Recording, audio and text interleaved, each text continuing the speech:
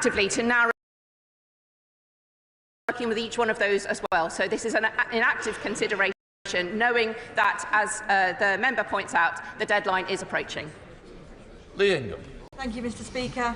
The Windsor Framework was a distinct improvement on the old Northern Ireland Protocol. But does the Minister agree with me that to ensure the smoothest possible movement of agri-food products across the Irish Sea, it's vital we secure an SPS agreement with the EU? I agree with my right honourable friend that the Windsor Framework is a big improvement on the Northern Ireland Protocol, and we are committed to implementing the Windsor Framework at the same time as seeking to negotiate an SPS agreement that would provide further improvements to the movement of agri-food products. And we must pave the way to this by resetting our relationship with the EU and implementing the Windsor Framework in good faith. Sir Desmond Swing. Number 6, sir. Thursday. With permission, Mr. Speaker, I will answer questions 6 and 11 together. The approach taken by the previous government to legacy was wrong. It caused immense pain to victims and survivors, and in many respects has been found to be unlawful. In December, I laid a proposal for a draft remedial order to address the human rights deficiencies in the Act identified by the courts, and when parliamentary time allows, I will introduce primary legislation to reinstate legacy inquests halted by the Act and to reform and strengthen the ICRIR. Sir Desmond. Why did he abandon the appeal in Dillon and Oars? Great question. Because clauses 46 and 47 were found to be unlawful, and as he will be aware, the case that gave rise to the attempt to deal with the problem by those clauses have now been found to be unlawful came from a Supreme Court judgment in 2020, and for two and a bit years the previous government was unable to find a solution. Gagan Mahendra. Thank you, Mr. Speaker. Notwithstanding the Northern Ireland Secretary's response just there, why is this Labour government continue to undermine the tough action taken by the Conservative government on individuals who have acted against our democracy and society, such as Gerry Adams, by considering repealing the Legacy Act, giving him and others the possibility of a 6-figure payout? Well, as I've indicated to the House at the last Northern Ireland oral questions, nobody wants to see that happen. We are currently working to find a lawful way of dealing with the problems that were created by the way in which the original interim custody orders were signed in 1972 and I think 1973, which the Supreme Court in 2020 found, where they were not signed and considered by the Secretary of State, were not lawful. Louise Haig. In 2019, Boris Johnson commissioned the Shawcross report into Libyan-sponsored IRA terrorism. US citizens have received compensation from the Libyan government for attacks on British soil, but UK citizens never have. Will the Secretary of State work with the FCDO to ensure that the Shawcross report is published? Secretary of State. Well, I'm grateful to my honourable friend for raising this, and the whole House will have profound sympathy for all the victims of Gaddafi-sponsored IRA terrorism and all the victims of the Troubles. The Shawcross report was commissioned by the previous government as an internal report, and decisions on the report and its future are currently under review by the FCDO. Go through, yes. Shadow Minister Mike Wood. Thank you, Mr. Speaker. People right across the United Kingdom will be disgusted if former terrorists like Gerry Adams get compensation from the taxpayer because of Labour's decision to repeal the Legacy Act without putting something in its place. Will the Secretary of State finally commit to legislating immediately to prevent this from happening? Well, I refer the honourable gentleman to the answer I gave a moment ago on that issue. Right. We now come to Prime Minister's questions. We start with Dr. Luke Evans. Number 1, Mr. Speaker. Prime Minister. Thank you, Mr. Speaker. This week marked 3 years since Putin's barbaric invasion of Ukraine. The courage of the Ukrainians is inspiring, and across this House we stand with them for as long as it takes. Mr. Speaker, that's why we're increasing defence spending to 2.5% of GDP by April 2027, with an ambition to reach 3% in the next Parliament as economic and fiscal conditions allow. And this afternoon, of course, I will travel to the US to have discussions with President Trump about the enduring security partnership between our two countries. Mr. Speaker, I'm also delighted that we've announced the first 750 schools to start offering free breakfast clubs. This is our plan for change in action, ensuring every child has the chance to thrive. And Mr. Speaker, I'm sure the whole House will want to join me in thanking Amanda Pritchard for her services as Chief Executive of the NHS England, and I wish her well for the future. This morning, Mr. Speaker, I had meetings with ministerial colleagues and others. In addition to my duties in this House, I shall have further such meetings later today. Dr. Luca. Could the Prime Minister tell this House whether the outcome of his budget was by design or by mistake? Did he mean to push 100,000 pensioners into poverty with his own analysis when he removed the winter fuel allowance, or was that a mistake? Did he mean to decimate family farming when he changed the inheritance tax, or was that a mistake? And did he mean to tax GPs, care homes and hospices when he raised NICs, or was that a mistake? Prime Minister, could he tell the House, are these acceptable collateral damage in his path for change, or simply a mistake that need rectifying? I'll tell you what was a mistake, leaving a £22 billion black hole that we had to sort out. We took the difficult decisions, investing in our NHS, and I would have thought he would have welcomed the 2 million extra appointments that we've achieved in the first 7 months of a Labour government. That's the difference our budget is making to people. McIntyre.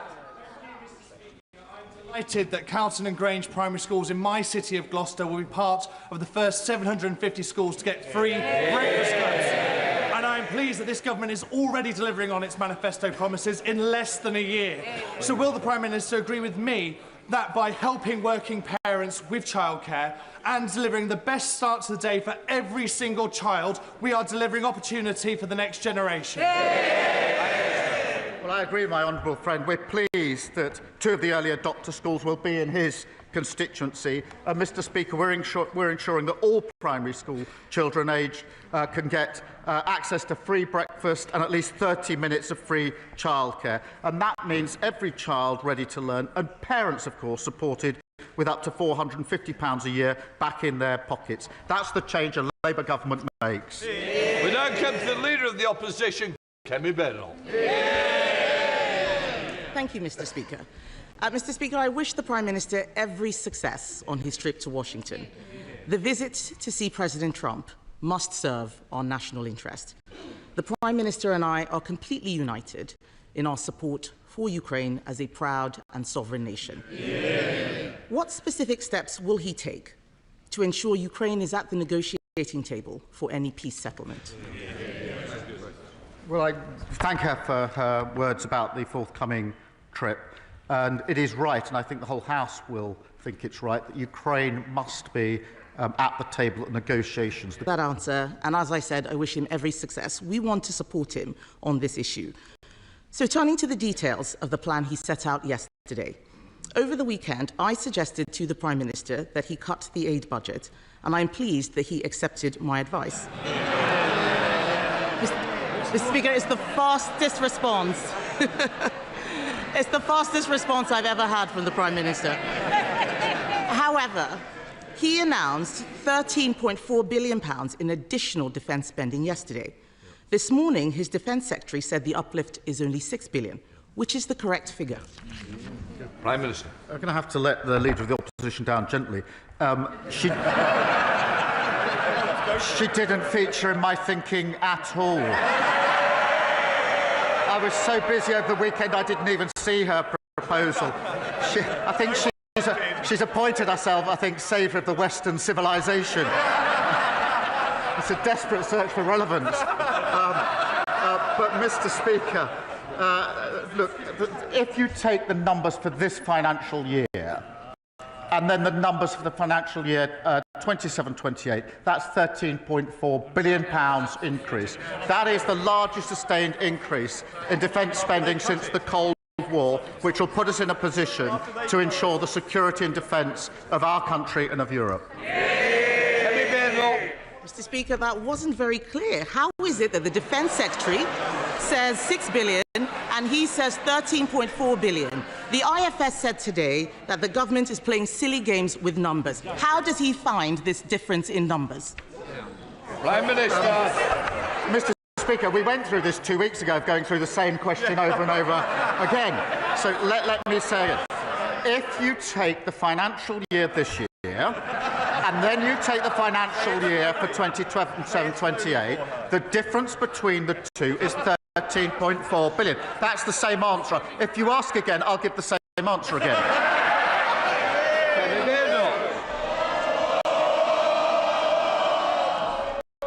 I'll decide when it's more. Mr. Speaker, someone needs to tell the Prime Minister that being patronising is not a substitute. For answering questions.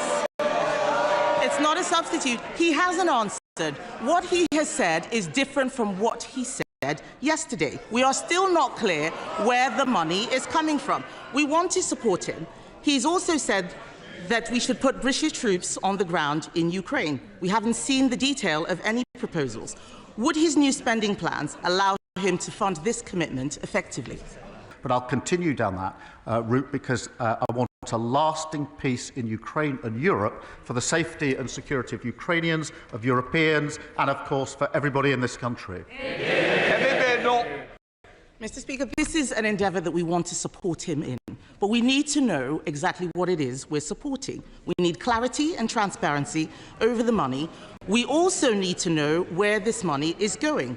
This morning, the Defence Secretary could not say if the Chagos deal would come out of the defence budget. Can he confirm to the House that none of the defence uplift includes payments for his Chagos deal? Prime Minister. Mr. Speaker, the additional spend I announced yesterday is for our capability on defence and security in Europe, as I made absolutely clear yesterday. The Chagos deal is extremely important for our security, for US security. The US are rightly looking at it. When it's finalised, I'll put it before the House with the costings. The figures being bandied around are absolutely wild of the mark. The deal is well over a century, but the funding I announced yesterday is for our capability to put ourselves in a position to rise to a generational challenge. That is what that money is all about, and I thought she supported it. Speaker, we need to make sure we are supporting a plan that is clear and transparent. Yesterday, the Prime Minister set an ambition for defence spending to reach 3% in the next Parliament. We agree with him, but this could be 2034, almost a decade away. That is too slow. We don't know how he will pay for it. We cannot raise taxes further. We already pay more on debt interest than defence, and everyone in this House would have heard him not answer the last question. So I will ask him again. Is he paying for the Chagos deal with this defence uplift or not? Prime Minister. Speaker, I've just dealt with that question.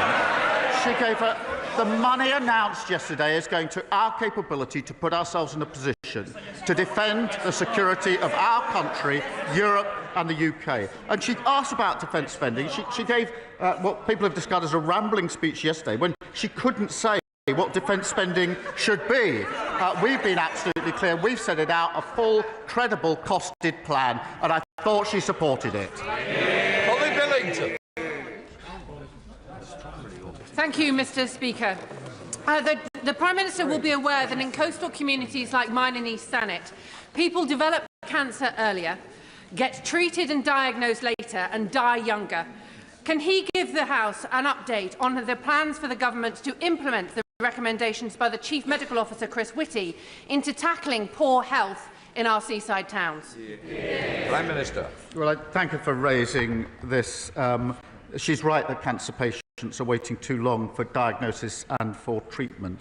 Addressing healthcare inequity is part of our 10-year health plan, Mr. Speaker. aiming to halve the gap in healthy life expectancy between the richest and the poorest regions. And we're making progress on that already. Leader of the Liberal Democrats, Sir Ed Davey. Thank you, Mr. Speaker. And can I start by wishing the Prime Minister well on his trip to the White House. It won't be an easy meeting, but we're all behind him for our national interest. But it's already clear that under President Trump, we won't be able to rely on the United States, sadly, to help ensure our security against Russian aggression. And that's why we strongly welcome the Prime Minister's decision to increase Britain's defence spending. But Europe must do far more to rearm in the face of Putin's threat, and the UK must lead on that. That's why we back the idea of a new European rearmament bank, so we can finance a big increase in the manufacturing capacity without the need to cut Britain's vital soft power. So will the Prime Minister look at this idea, work across this House and across Europe, so we can make a European rearmament bank actually happen? Prime Minister. I'll resist his suggestion that we've got somehow to choose between the US and our European partners. I do not believe that to be the case, and I want to strengthen our already strong relationship with the US, because I think it's vital that we do so. I, of course, want to work with our European allies on defence capability and what more we need to do in relation to capability, coordination and funding. And in the longer term, there is a discussion going on amongst allies as to future funding. We're part of that discussion, and I'm happy to share that with the House as it evolves. Sir Ed Davey. I hope he's successful in keeping the US on board with our European allies, and I'm glad he's talking about finance defence. I think if he was to push this European rearmament bank at the summit on Sunday with European leaders, I think he'd be pushing an open door. Certainly Prime Minister Tusk is supporting from the Polish point of view. But Mr. Speaker, if I can turn now to domestic matters and the cost of living crisis that's hitting so many of our constituents. Families in my constituency are really angry that Thames Water is sending them bills this April that will cost them £150 a year more. Thames has already let down so many people, whether it's leaking pipes or pumping their filthy sewage into our rivers. A third of customers' bills are already used just to pay the interest on Thames Water's debt, and now it's going to borrow £3 billion more. Isn't it time to stop making people pay for bailing out the vulture funds drowning Thames Water in debt? Will his government just put this firm out of its misery, put it into special administration, so we can sort out that mess and the mess that that lot left? Well, he's certainly right about the mess that lot made. We've obviously got the water bill. It's got very strong measures in it, and I think he supports them. Dr. Rosanna Allen. Thank you very much, Mr. Speaker. We have heard extraordinary rhetoric coming out of Washington in recent days, and we have seen fascist salutes on our screens. We have witnessed wild statements about Palestinians being expelled from Gaza, and we have seen our allies labelled dictators. Britain's interests are best served by standing with Ukraine, working closely with our European allies, by upholding international law and remaining a strong part of NATO. Can the Prime Minister assure us that this will form a central part of his message when he meets world leaders this week? Minister. Well, we certainly stand with Ukraine, and I think I speak for the whole House when I say that. And as I set out yesterday, NATO is the bedrock of our security. It's been our most important alliance for many, many years, as important today as it's ever been. And we build that alliance by working with the US. We have a special and deep relationship with the US. That's not just words, that's to do with security, defence, intelligence capability, vitally important for both sides. But we also work with our European allies, and it is that ability to work with the US and the EU and European partners that has held the peace for so many years and needs to hold the peace for many years to come. Stephen Flynn. Mr. Speaker, prior to the election, the Labour Party promised to reduce energy bills by £300. Yet on their watch, energy bills are about to increase by almost £300. So may I ask, is the failure to keep that promise a consequence of government incompetency, or have the Labour Party been caught lying to the public? Mr. Speaker, we're very proud of the fact that we are pushing forward for energy independence, which will keep our bills lower. And he knows very well what my position is. But I note that, again, he's very quiet on the SNP record. And I'll tell you for why. Just this week, we've seen the attainment gap widen in Scotland, pupils leaving schools with no qualifications rising, those from deprived areas going to work falling. Instead of playing the politics of grievance, they need to take responsibility for their own record. Thank you, Mr. Speaker. My constituent Mike Addison was one of a kind, a physical disability rugby league world champion with England and Warrington Wolves, and an avid volunteer for the club and foundation. He was a friend to everyone who knew him. Tragically, he died at age 45, having taken his own life. One death by suicide is too many, and every suicide is preventable. But ONS data puts the rate in the North West at over double the rate of London, and with a 17% increase last year. So can the Prime Minister outline what more can be done working across government to help Warrington meet our target of eliminating suicide?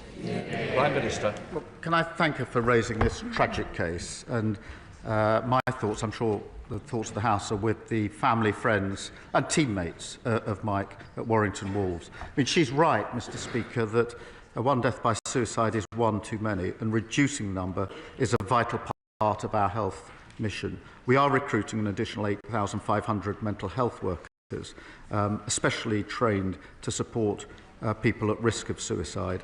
We're committed to taking forward the suicide prevention strategy for England. I'm sure this is something the whole House will support. Dr. Neil Butts.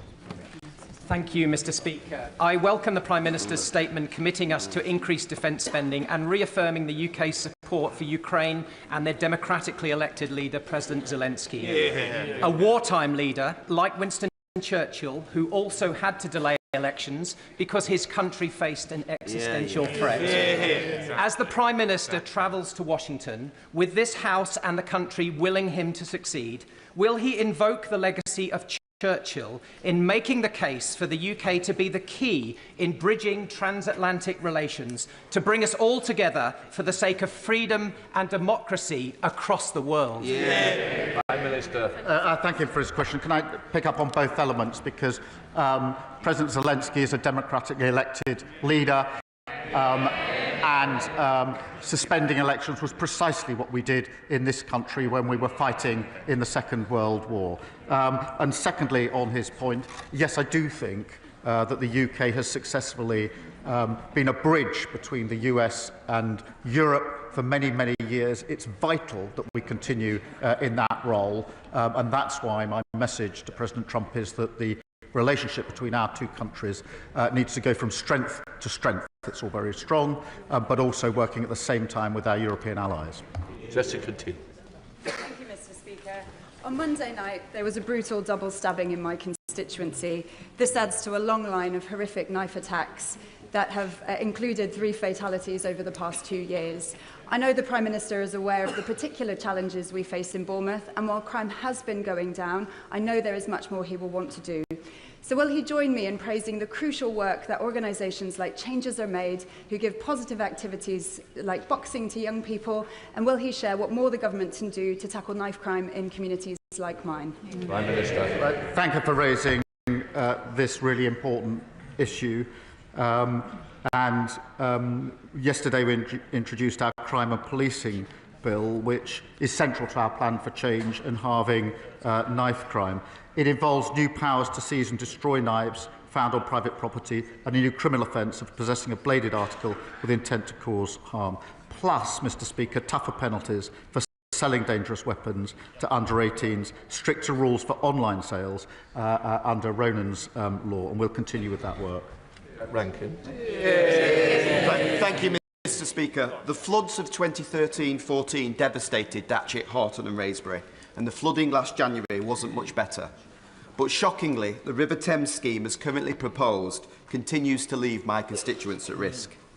The Council was asked to cough up tens of millions, but like very many, is cash-strapped. Does the Prime Minister, therefore, agree with me that the only option to protect my constituents is funding Channel 1 of the River Thames scheme as the national strategic infrastructure, which it really is? Prime Minister.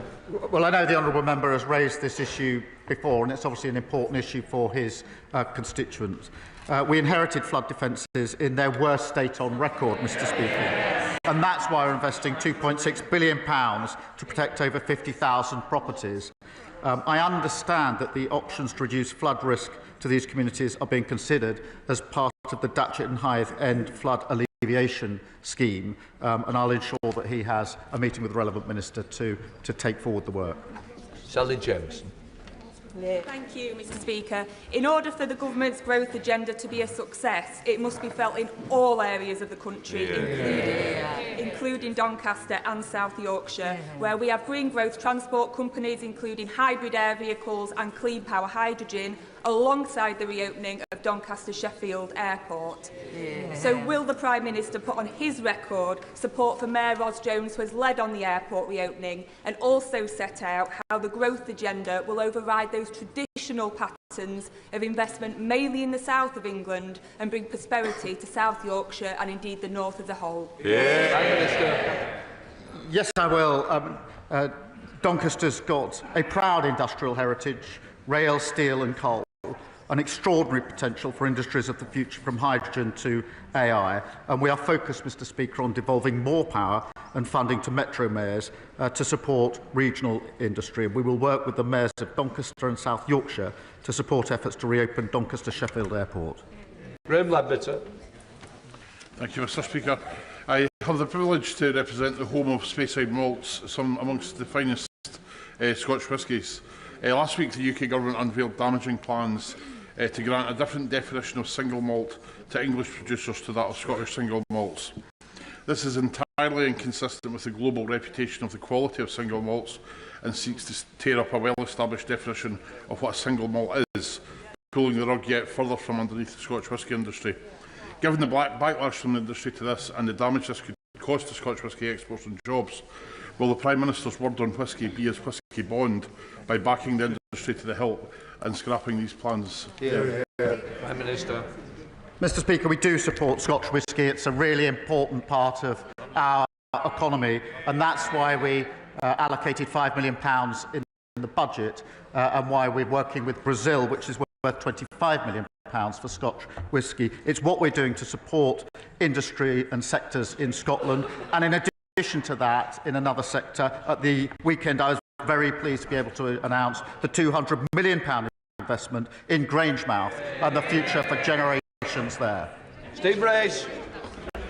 Speaker, yesterday I returned from Ukraine, having spent 4 days with a cross-party delegation of parliamentarians. The Ukrainians we met from across society had one simple message. They were deeply thankful for our partnership, and they want us to know that they can overcome the Russian invasion because they must. Does the Prime Minister agree with me that alongside our welcome 100-year partnership, now is the time for the UK to redouble our efforts alongside our European partners to help secure Ukraine's future as a free, democratic and sovereign European nation? Yes, I do, and I'm really proud of the way the United Kingdom has risen to the challenge of the last 3 years in a united way, both in terms of the capability and funding that we provided to Ukraine, but also the throwing open of homes here for those fleeing. And I was privileged to welcome some of the families to Downing Street on Monday, and it was a human reminder of the impact that it's having on them, their children and their families. Dr Kieran Mullen. Thank you. Thank you, Mr Speaker. The whole House wants the Prime Minister's meeting with President Trump to be a success, which requires credibility on our defence spending commitments. The Leader of the Opposition gave the Prime Minister an opportunity to unambiguously rule out the funding of any Chagos deal coming from the defence budget, and I'm not clear that he did that. I want him to be taken seriously in Washington, so I'll make it really easy for him.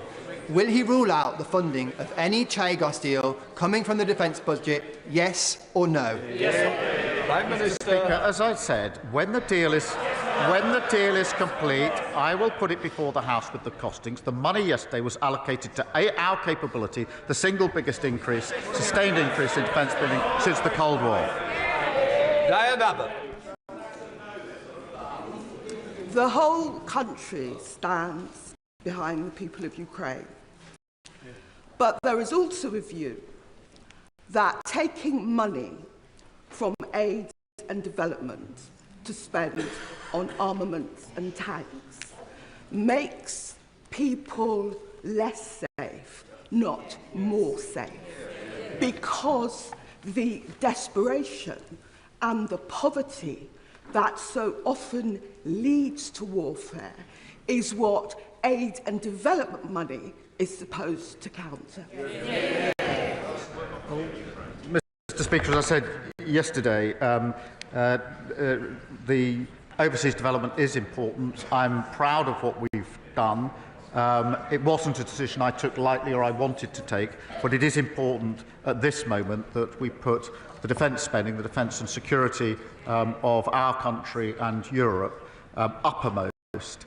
We will, of course, make sure that we're able to fulfil our humanitarian obligations in relation to Gaza, Ukraine and Sudan and other vital work. And I want to be clear that we do, of course, want to go back and increase that funding as soon as we're able to do so. Simon Hall. Thank you, Mr. Speaker. I hope the Prime Minister knows that when he does travel to Washington to meet the former leader of the free world, he does so with the hopes and prayers of this House and the country. Probably no more serious a meeting could be taking place. Now, whilst Ukraine will clearly dominate, will the Prime Minister undertake to raise with President Trump that Canada is a valued, respected and much-loved member of both NATO and our Commonwealth, and that this childish nonsense of a 51st state should be called out by the Prime Minister for what it is? Prime Minister. Well, I thank him for raising this issue. UK and Canada are close allies and have been for a very long time, with a partnership based on a shared history and a shared set of values and a determination to be an active force for good in the world. We work closely with them on issues of the Commonwealth, on NATO and, of course, Five Eyes, intelligence sharing, and we will work to strengthen that relationship. Michelle Scrocklin.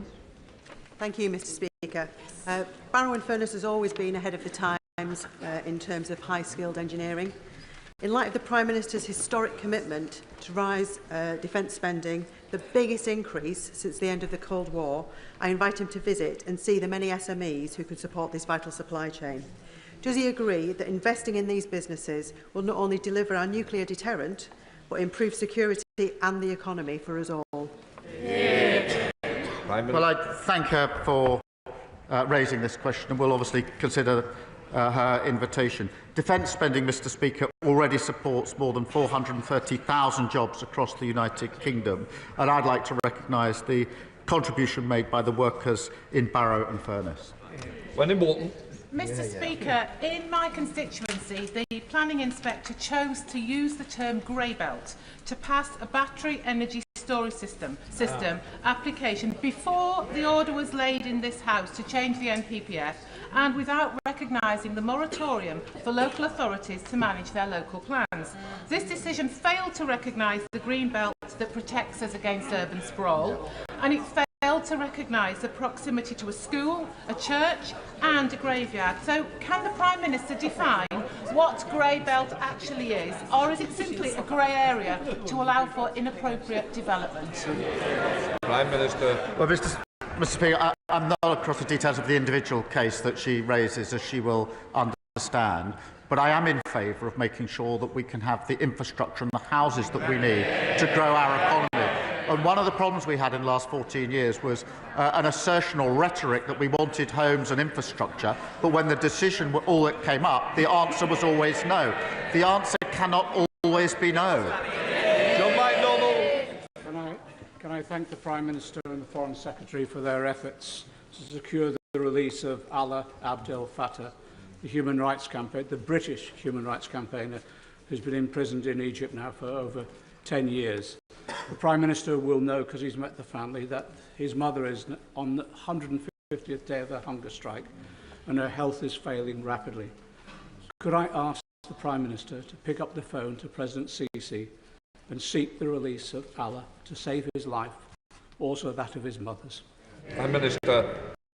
Well, I thank him for raising this really important case, and as he says, I did meet the mother and the family just a few days ago, and it is an incredibly difficult situation for them, and I can assure him I will do everything I can to ensure the release in this case, and that includes phone calls as necessary. I've raised it before, I'll raise it again, we raise it and will continue to do so. I gave my word to the family that that's what I do, that I will do, and I will. Hannah. People in Northern Ireland are sick to the teeth of paramilitaries, of the menace, of the sectarianism and of keeping people stuck in the past. In light of the announcement yesterday on transition, does the Prime Minister recognise that people will be highly sceptical of this process, that there must be real learnings from the failed transitions of the past, that there can be no rewards for paramilitaries for hanging on, robust criminal justice, the flags off the lampposts and on street corners, and community-funded policing to allow communities that have been brutalised by paramilitaries to finally look forward to a confident and shared future? Prime Minister. Well, can I thank you for raising this important and obviously sensitive issue? We are committed to making progress towards ending paramilitarism once and for all in Northern Ireland. And that's why we've agreed to support a short independent exercise to look at a formal process, and I'll make sure that the Secretary of State for Northern Ireland keeps her updated. Rishi Sunak. Mr. Speaker, prostate cancer is now our country's most common cancer, and yet there is no national screening programme. We made progress towards this in government, but yet there is more to do, which is why I'm delighted to have joined Prostate Cancer Research, the charity, as an ambassador. I'm grateful to the Health Secretary for his engagement thus far, and could I ask the Prime Minister to ensure that we do have a targeted national screening programme for the most at-risk groups of prostate cancer, so that we can not only save the NHS money, make progress towards the government's early diagnosis targets, but most crucially, save thousands of lives? Prime Minister. Well, can I thank him for raising this, and can I thank him for using his authority and reputation to support this vital cause, which will make a material difference, and I look forward to working with him on it. We do share a commitment to detecting prostate cancer earlier and treating it faster, and we must do that. Our National Cancer Plan will improve the way we treat cancer right across the country, and I'll make sure he's fully informed of the steps that we're taking, and we'll work with him. Will challenge. Thank you, Mr. Speaker. Will the Prime Minister join with me in wishing all Welsh citizens everywhere a very happy St David's Day on Saturday? And will he also join with me in welcoming the latest news of the £600 million investment by Copenhagen infrastructure partners to ensure that Bute Energy and Green Gen Cymru can take forward the bold ambition to achieve 100% green electricity production by 2035 in Wales, thus providing much-needed sustainable green jobs for the people of Wales? Prime Minister. Well, can I wish her and her constituents a very happy St David's Day and join her in welcoming this significant new investment into her constituency that will ensure good jobs, well-paid, skilled jobs, and of course the transition to energy security and lower bills. And I know her constituency will play a vital role in that. Jeremy Hunt.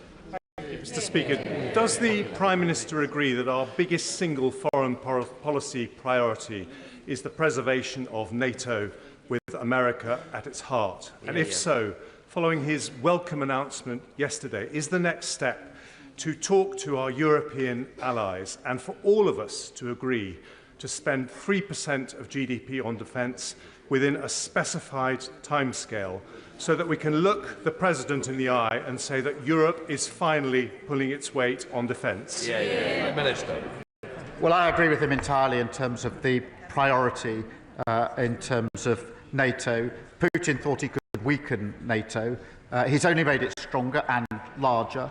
NATO's strength comes from the US and European partners and others working together, and that is absolutely the focus of my work at the moment.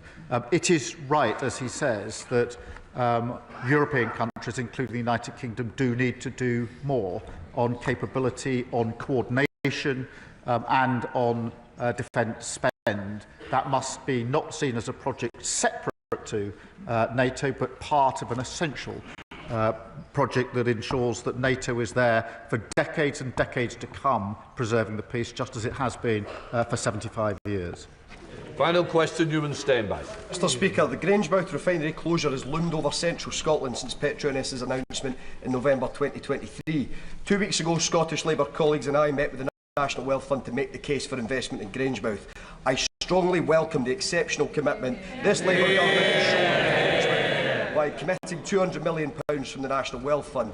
Can I ask the Prime Minister what steps the government will be taking to secure permanent, good jobs at Grangemouth? Well, can I thank him for being such a great champion for Scotland and his constituency? Mr Speaker, Grangemouth is really important to communities in Scotland, to the economy in Scotland. It's not a charity case, it's got incredible potential, huge opportunity, and that's why at the weekend I was very pleased to announce £200 million from the National Wealth Fund to incentivise private investment. That, of course, Mr Speaker, follows £100 million in the growth deal that we announced earlier. This is about jobs for decades to come in Grangemouth. It's a really exciting opportunity and we intend to seize it. I hope His Presidency of the Assembly of North Macedonia, His Excellency Mr Afrim Gasha, enjoyed questions. Right, that completes PMQs.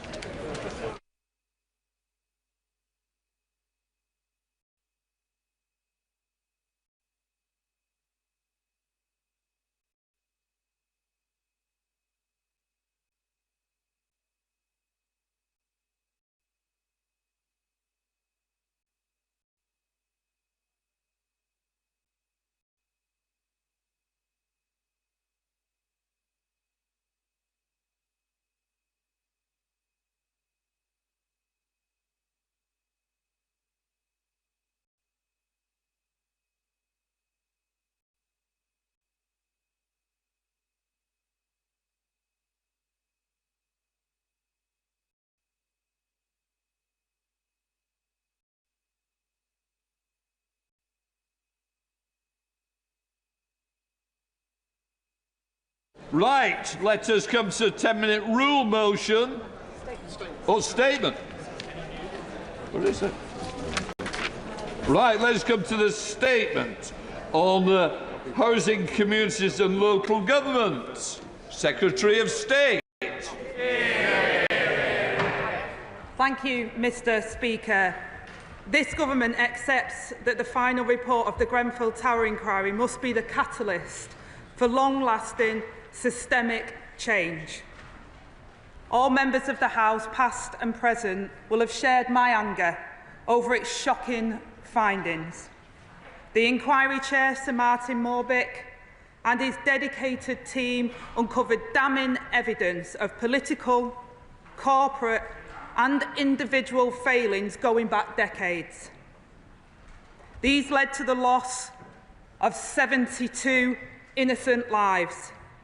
18 of them were children.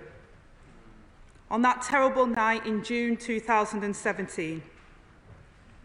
Madam Deputy Speaker, it was a deadly betrayal, a national tragedy that must never happen again. I will repeat today what the Prime Minister said in September. To bereave families, the survivors, and those in the immediate Grenfell community, and some of whom are with us today in the gallery, on behalf of the government, the British state, and those responsible, I am very sorry.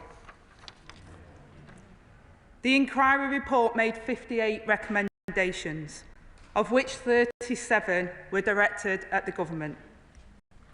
The government accepts the findings of the report and will take forward all the recommendations.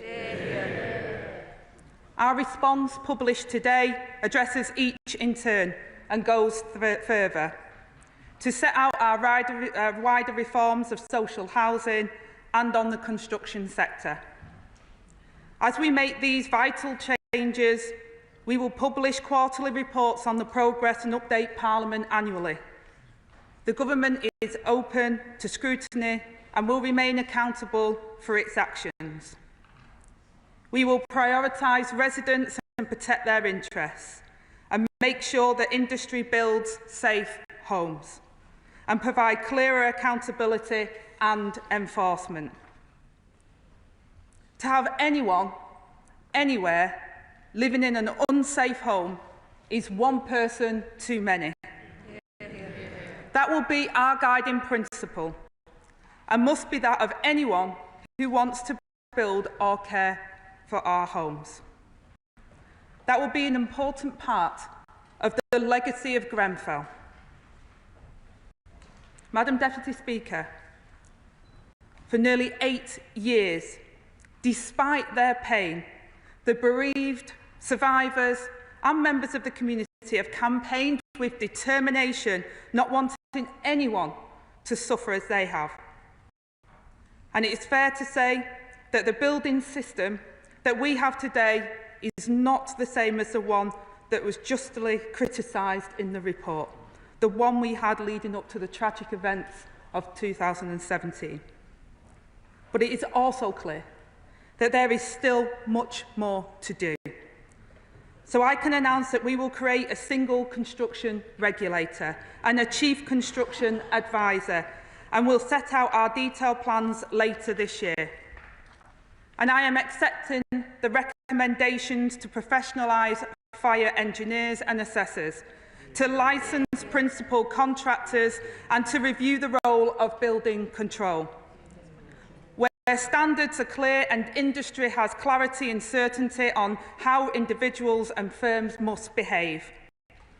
It encourages investor confidence.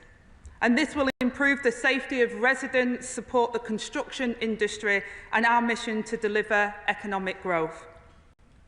We have pledged to build 1.5 million homes over the Parliament to tackle our country's acute housing crisis, part of our plan for change to improve the lives of people across the country. And it is vital that these future homes, as well as existing homes, are safe and of a high quality. And I welcome how some parts of the industry have stepped up to lead the necessary change in culture and approach. But, Madam Deputy Speaker, lest we forget. Sir Martin found that just about every institution and organisation charged with keeping the Tower safe and protecting those who called it home failed. His most devastating conclusion was that every single death was avoidable. The inquiry uncovered serial incompetence and negligence, complacency and inaction, and blatant dishonesty and greed. The organisations that failed included the government and regulators. The department that I now lead, which failed to act on known risks and ignored, delayed or disregarded matters affecting the safety of life. And the manufacturing companies, including Arcanic, Kingspan and Celotex, whose products were used to refurbish the tower. The report found that they acted with systemic dishonesty and they missold and they marketed them. Their disgraceful mercenary behaviour put profit before people and exploited the regulatory regime to evade accountability with fatal consequences.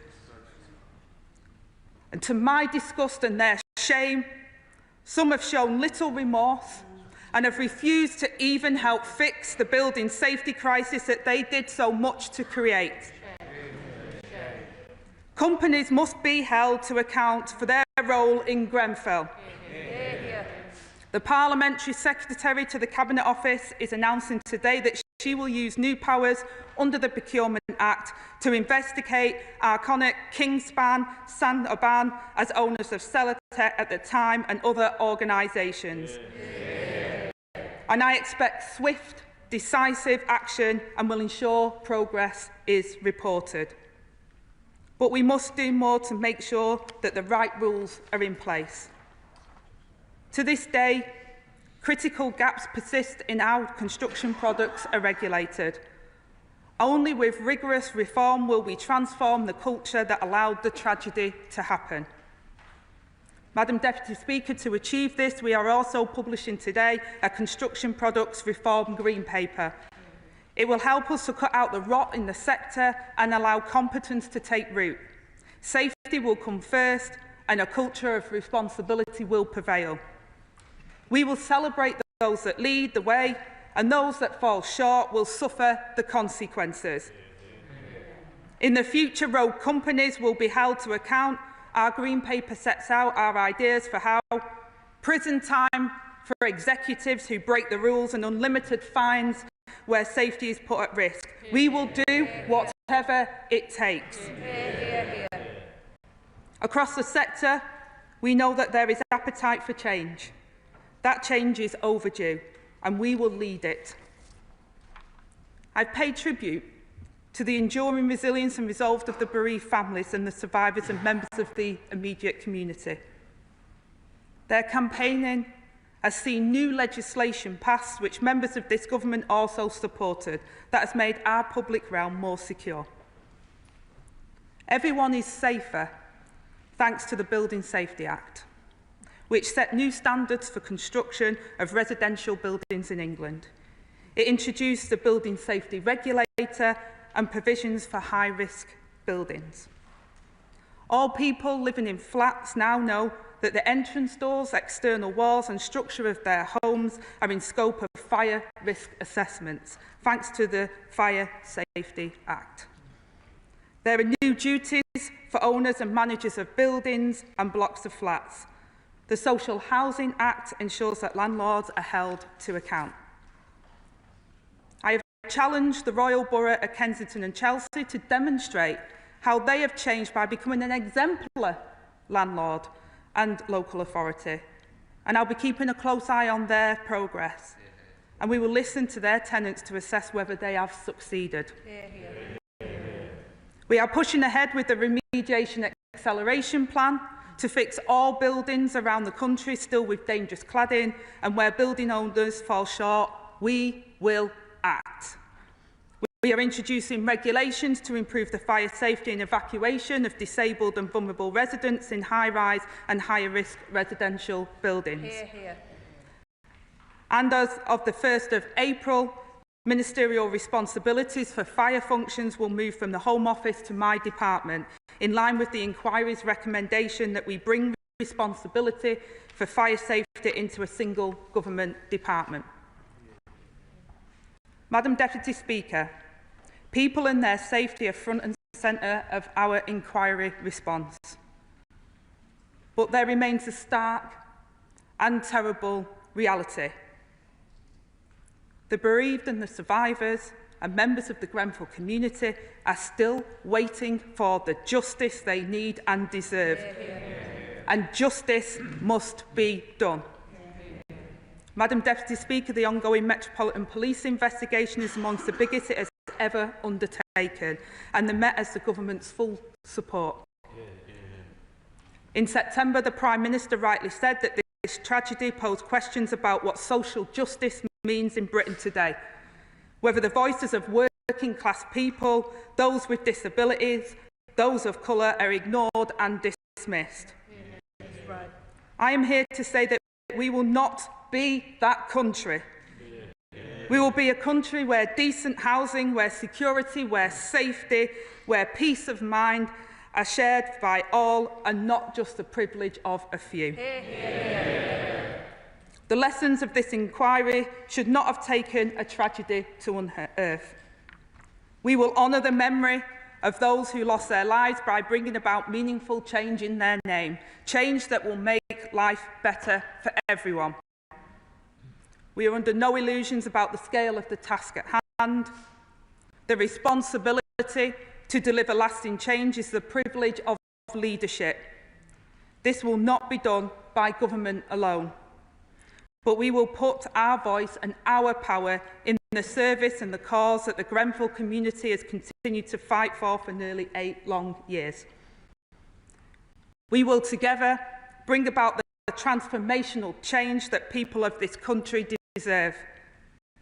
And Madam Deputy Speaker, it is with that admiration for their spirit and the determination to honour it that I commend this statement to the House. Yeah.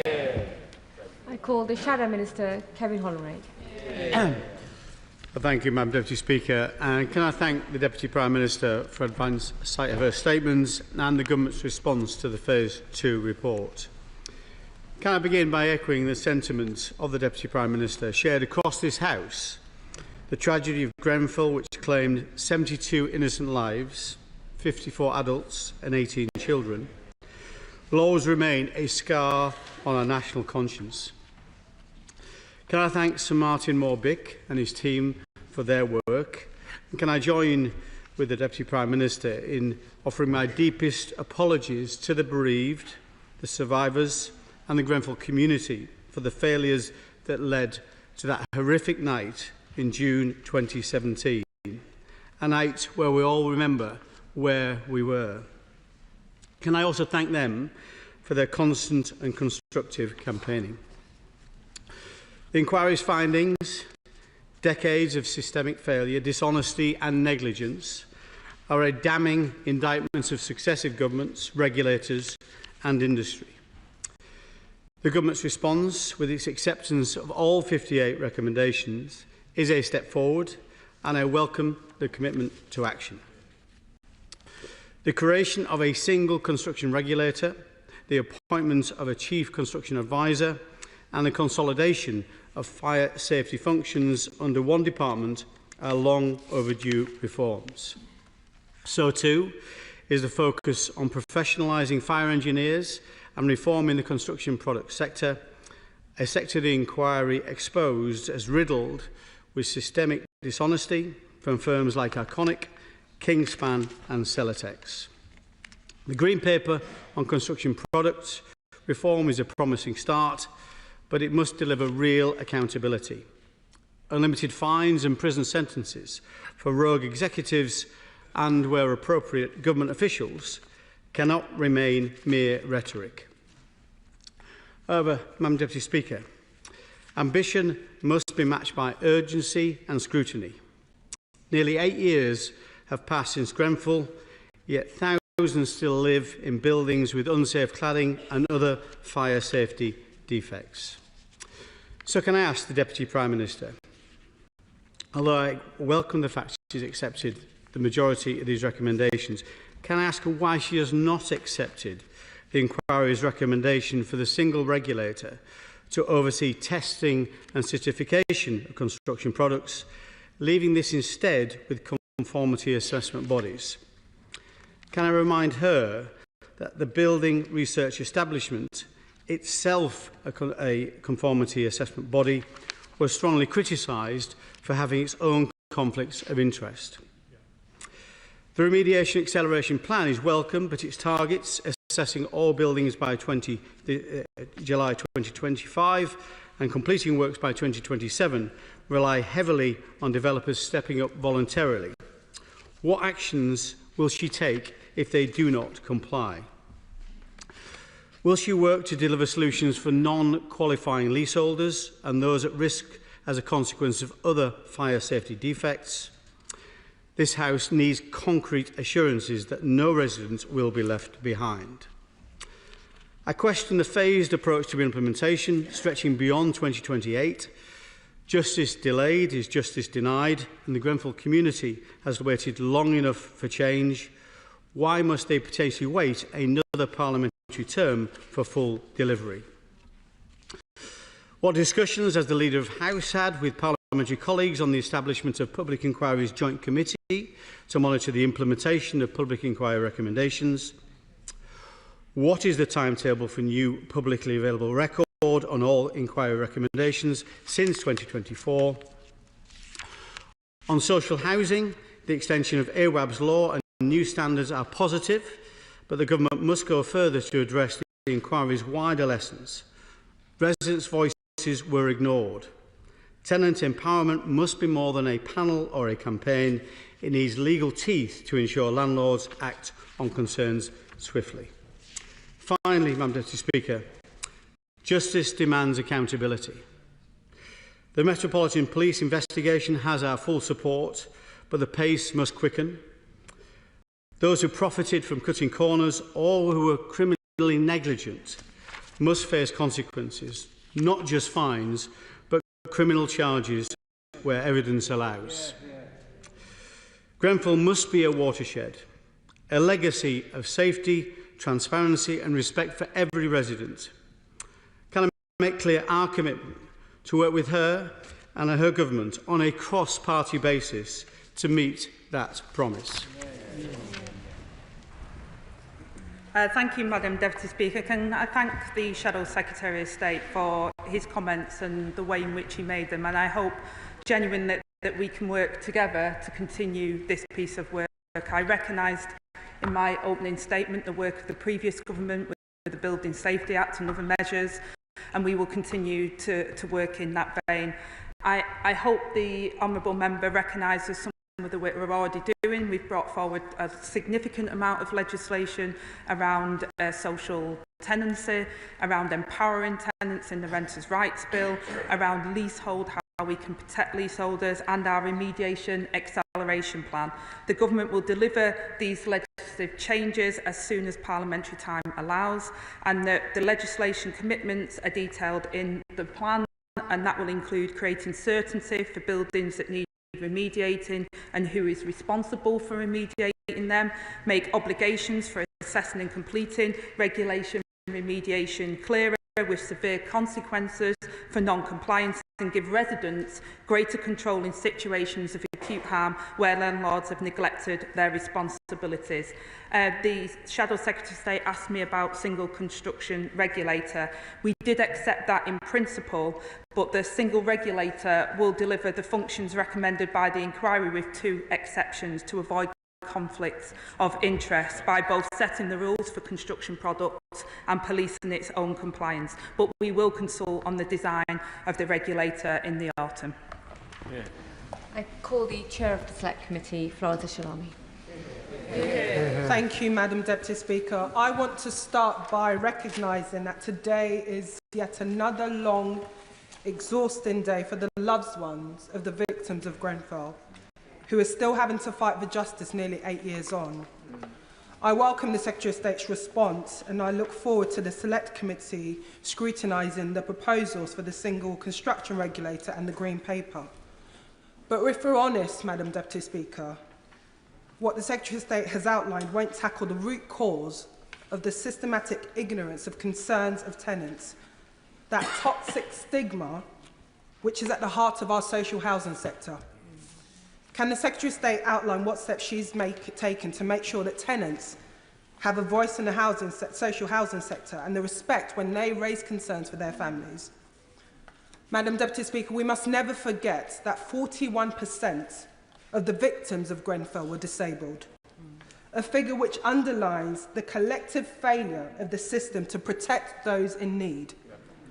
The government's commitment to residential evacuation plans for disabled people in high-rise buildings is a welcome step forward, but I'd be grateful for some clarity from the Secretary of State on how the government intends to make residential PEEPs enforceable if the responsible person fails to identify the vulnerable resident. I'm also pleased that funding has been allocated for this in the social sector, but the reality is disabled people live in all types of housing. So can she give a commitment in her response that disabled people in the private rented sector will have the same access for an evacuation plan to those in the social sector? I'll close, Madam Deputy Speaker, by saying that none of the families in the gallery should be here today. This tragedy happened in the holy month of Ramadan in 2017. As Ramadan approaches this week, a time that should be dedicated to reflection, to healing, togetherness, too many families are still fighting for justice. No family member present today should have to spend their time demanding accountability when they should be focused on recovering on that trauma. I pay tribute to their tireless effort and pledged to continue to be a voice for them in their fight for justice without any more delay. Thank you, Madam Deputy Speaker. And as Chair of the Housing, Community and Local Committee, I know my honourable friend's commitment to the rights of social housing tenants. The social housing system, as she outlines, has not been fit for purpose, and these failings contributed to the Grenfell tragedy. We're driving up standards in social housing through stronger regulation and enforcement measures, strengthening tenants' voice and improving access to redress. These reforms will ensure landlords are held accountable for the quality of homes and services that they provide. And at the heart of the new regulatory regime is the requirement that all landlords treat tenants with fairness and respect. Social landlords are required to understand and provide information and support that recognises the diverse needs of their tenants, including those arising from protected characteristics and language barriers. And the government will lay regulations as soon as possible this year on social housing provider funding made available this year for residential PEEPs. We will direct the regulator to set standards on competency and conduct of staff to ensure that tenants are treated with respect. At the national level, we have extended the Social Housing Residents Panel, which will help ensure that tenants' voices and experiences inform policy development.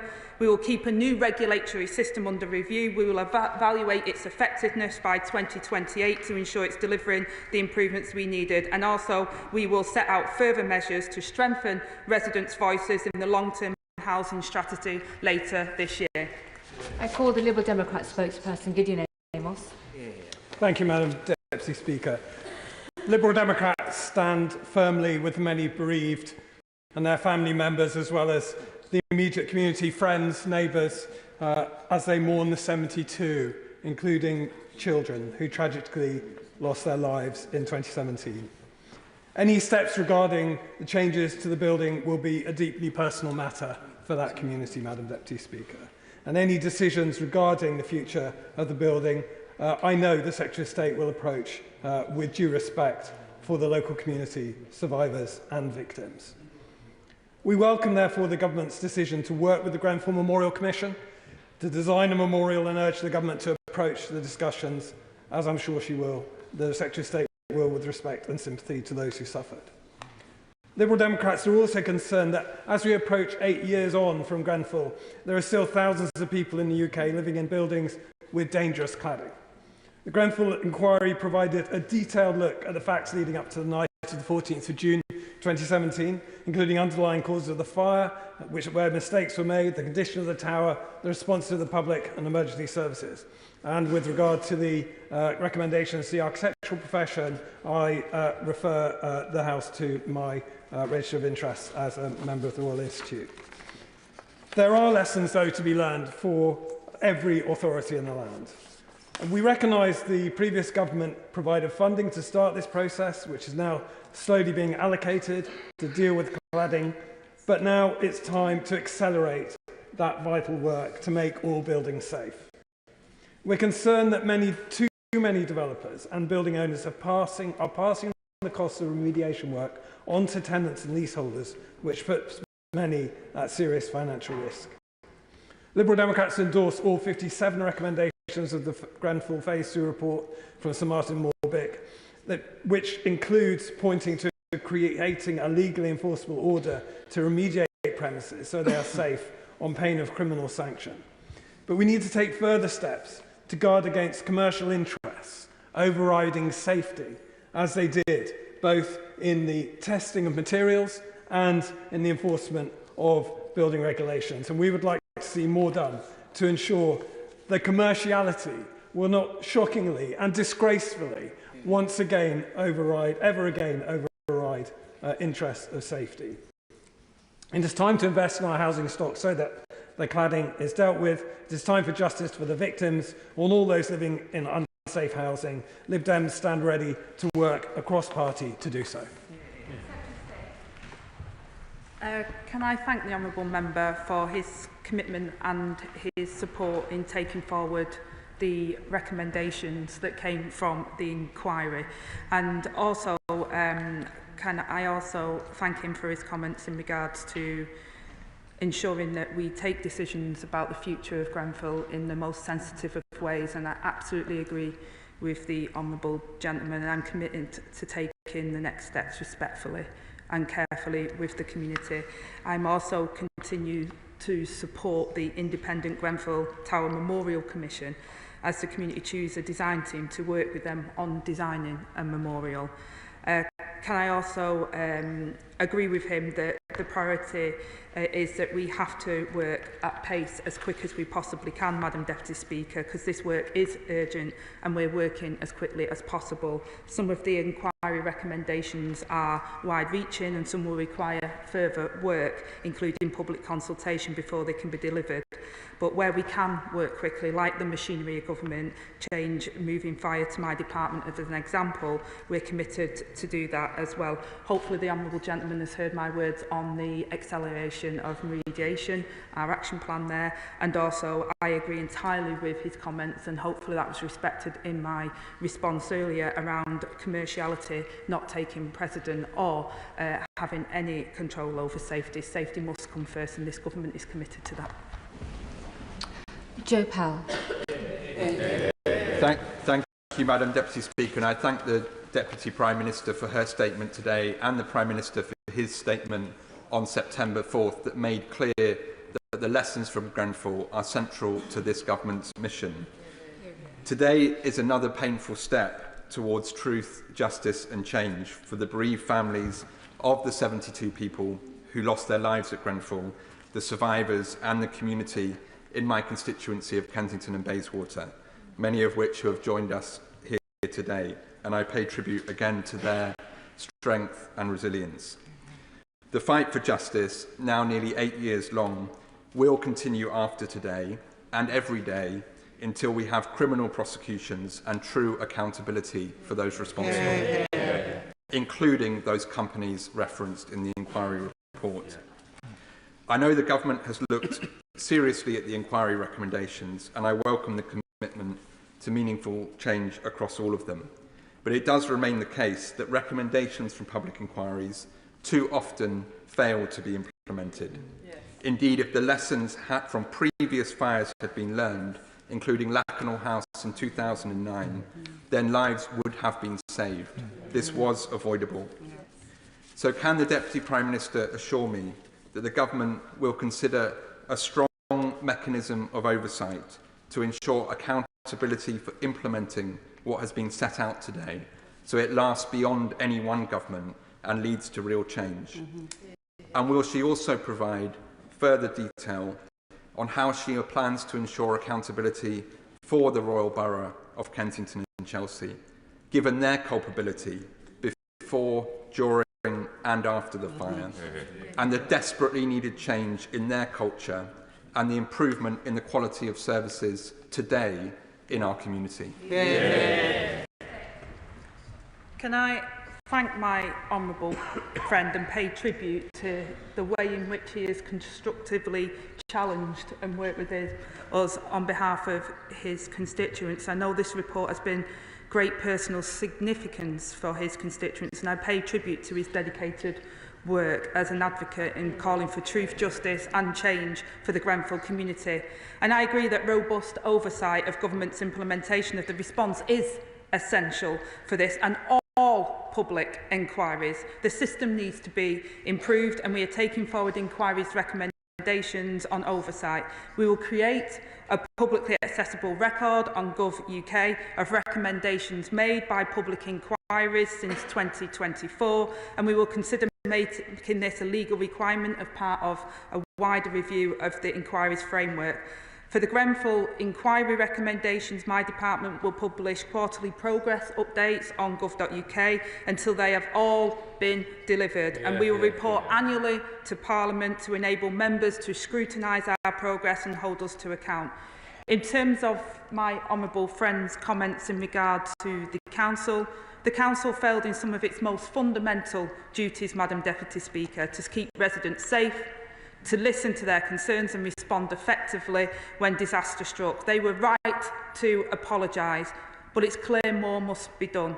I've welcomed the Council's commitment to improvement and culture change, and I've set my challenge to the leader of the Council to ensure that these improvements are a reality felt by the Council's residents, and I will continue to engage and keep an eye on that progress. Bob Blackman. Thank you, Madam Deputy Speaker, and I welcome the Secretary of State's statement today, and indeed all of our thoughts, of course, are with the victims and the families of the victims. And I know she will keep us up to date with what is going to happen in terms of a permanent memorial. The key issue here, the big failure that she hasn't spoken about, was of course the testing regime for the products that were put on Grenfell and buildings up and down this country. And the signing off of those testing regimes where firms deliberately cheated on the system, and indeed they were still signed off as being safe. So will she undertake to ensure that the safety mechanisms and testing of products in systems is actually undertaken so that we can ensure that the buildings for the future and the buildings we've got already will be made safe and safe for the residents that live in them? I thank the honourable gentleman for his comments, and I absolutely agree with what he says. The government is committed to a system-wide reform of the construction products regime, ensuring that we address the significant gaps that the Grenfell inquiry and the independent review of construction product testing have exposed. The construction products green paper that we have published today is a significant step forward towards a construction products regime that has public safety at its heart, and I hope we can continue to work cross-government and cross this House to make sure that we have a system that is fit for purpose for the future. Andy Slaughter. Thank you, Madam Deputy Speaker. Would the Secretary of State go a little further than she did to my honourable friend, the member for Kensington and Bayswater? It's good that she's going to have a publicly accessible record of recommendations. Will she commit to what the charity inquest and many others have asked for, which is a national oversight mechanism, i.e. a body which collates, analyses and follows up on the recommendations of inquiries and inquests? Because otherwise there is a real danger that these recommendations and others will gather dust on the shelf. I thank my honourable friend for his question, and I heard directly from members of the Grenfell community their call for the government to introduce a national oversight mechanism. We recognise this goes wider than Grenfell, and it is an important issue for other communities and families as well, that such as those that were affected by COVID-19 and the blood scandal. We're considering this in the year ahead as part of the measures to strengthen public inquiries, and the government will listen to the views of the affected families as part of this consideration. Julie Lopez. Thank you, Madam Deputy Speaker. Now, the Grenfell tragedy was an appalling one, but it also threw a blanket of uncertainty over countless residents in many of our constituencies who are trapped in cladded properties. So when I hear the Deputy Prime Minister talk about a new regulatory regime and change, I confess I feel very nervous that any changes to the regulatory regime will throw further uncertainty over those who are still trapped in their homes. So can she provide assurances to the House that any move she makes will not create further uncertainty about the standards to which buildings need to be remediated? And then can I also highlight to her the case of my constituents in Harrow Wood who had their buildings assessed by a fire risk assessor who was subsequently struck off. Those people that thought they were going to be released from this terrible stasis are now back to not knowing where they stand. So can she please also look into these concerns? Thank you, Madam Deputy Speaker. I hope that what we're announcing today and what we're trying to do is around bringing clarity to the system. I think one of the things that came out of the Phase 2 report was where the system was disjointed, and actually bringing clarity will hopefully make sure that people understand what they are meant to do, what their legal obligations are, that we expect them to do it, and if they don't do it, there will be serious consequences for those that don't. I also point to the remediation acceleration plan. I completely understand that many people still are in buildings that are unsafe, and that is unacceptable, and that's why this government is taking action on that. And in terms of the Hornwood case that she mentioned, I'm happy for her to meet with the Building Safety Minister. Dawn Butler. Thank you, Madam Deputy Speaker, and I thank the Secretary of State for her important statement today. The people of Grenfell were treated badly because of who they were and what they looked like and how much they earned. We say 72 people were killed in Grenfell.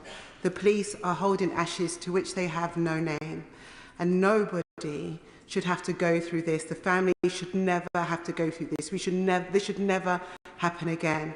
So will the Secretary of State agree with me that, as well as the CEOs of the companies, all of the people in the council who treated the residents badly and did not listen to them because of what they looked like, everybody needs to be held accountable? Well, I absolutely agree with my honourable friend. And at the heart of the new regulatory regime is the requirement that all landlords treat their tenants with fairness and respect and take action as that the services they provide are fair and equitable outcomes. Social landlords are required to understand and provide information and support that recognises the diverse needs of their tenants, including those arising from protected characteristics. This hasn't been so in the past, Madam Deputy Speaker, and if I'm honest, it doesn't feel, when I speak to the residents of the community, that it is that today, and that's why I've pushed the council in that particular area, and that's why this government is bringing forward legislation that says we respect people, whether they're social tenants or whether they're private tenants. They deserve a safe and secure home and be treated with dignity and respect. Tim Farron. Madam Deputy Speaker, I welcome the Deputy Prime Minister's statement and indeed the moves generally towards centralised regulation and improved safety. Doesn't the report just serve as a single act of shame for this country? As she has just alluded to, it reveals that it has been considered that the safety and the quality of social housing matters less, because the people who live in social housing matter less. Shouldn't there be a matter of deep national repentance of that point of view, which has been the case really since the decline in standards of building since the 1960s? So as she seeks to tackle this, has she spoken to, and does she continue to speak to, her Right Honourable friend, the Chancellor of the Exchequer? Because there is a cost involved in making sure that we build to a high standard as we did in the immediate post-war period, whilst also expanding the number of social rented homes, particularly in parts of the country where build costs are more expensive, like London and like the Lake District.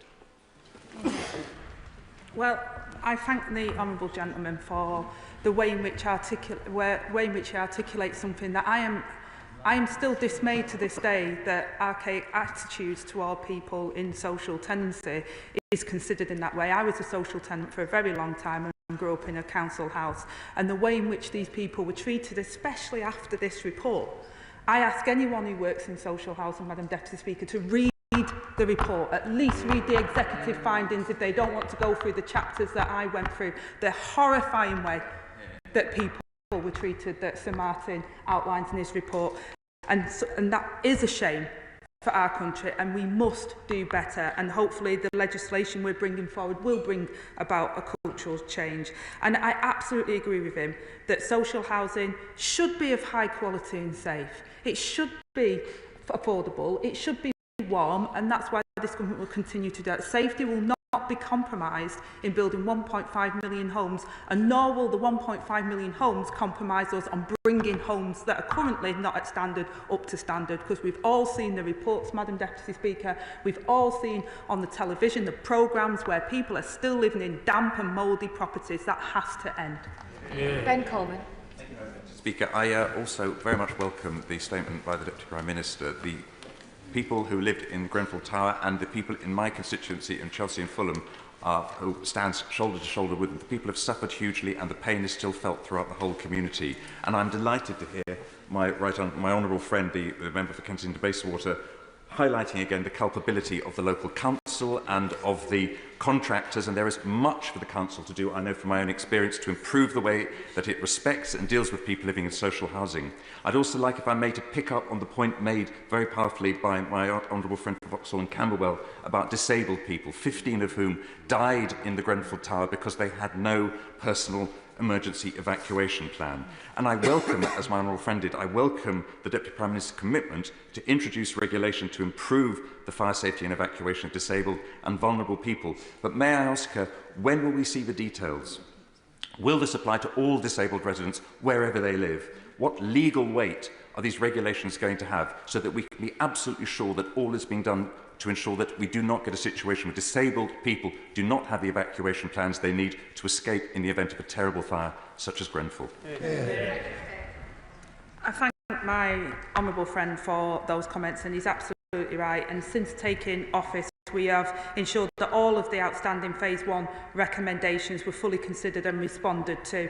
The Government announced on the 2nd of September 2024 that a residential peats policy would be taken forward. We also committed funding for it, Madam Deputy Speaker, and the Government will lay regulations as soon as possible with social housing providers funding made available this year. This policy aims to improve the fire safety and evacuation of disabled, vulnerable residents in high-rise and higher-rise residential buildings in England by providing residents with disability and impairments with a person-centred risk assessment to identify appropriate equipment and adjustments, to aid their fire safety evacuation, a residential PEEP statement that records what vulnerable residents should do in the event of a fire, and information for fire and rescue services in case they need to undertake evacuation, and will continue to keep this under review. Sir Julian Smith. Madam Deputy Speaker, I refer the House to my declaration of voluntary interests.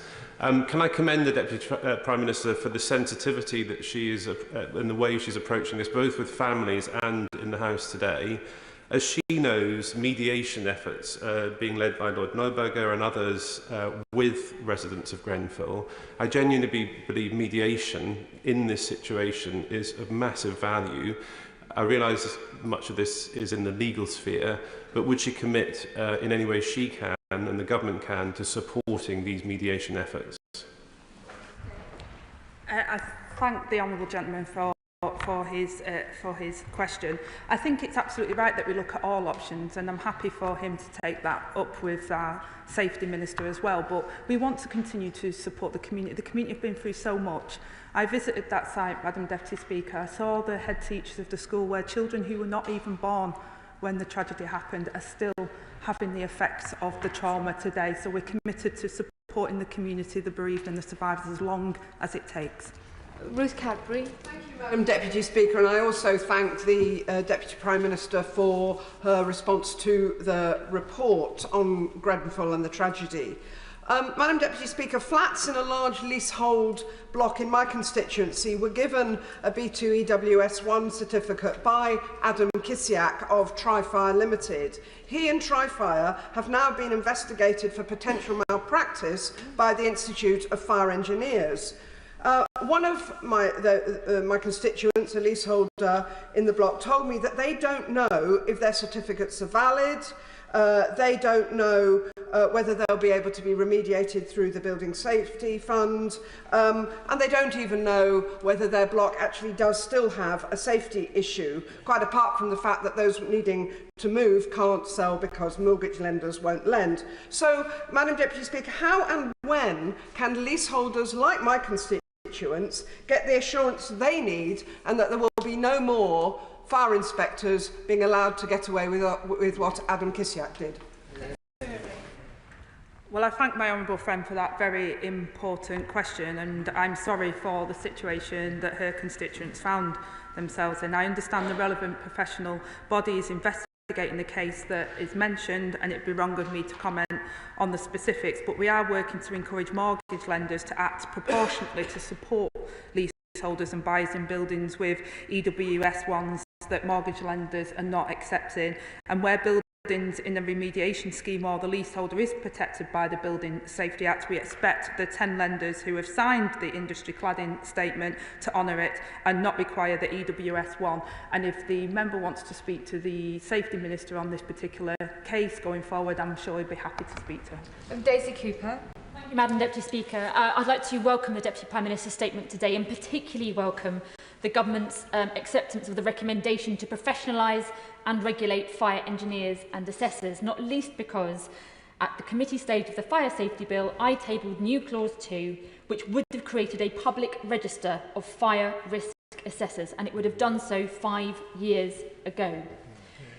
Had my amendment been accepted, we may have been able to avoid what is now the developing scandal of the issuance of potentially fraudulent EWS1 certificates by Trifire, which could now have a devastating impact on thousands of leaseholders, including some in my constituency of St Albans. In light of concerns both in the media and concerns that have been raised in this House today by members of all sides, could I please urge the Deputy Prime Minister to both convene a meeting for all MPs whose constituents are affected? And would she agree with me that it is now time that the police investigate these reports?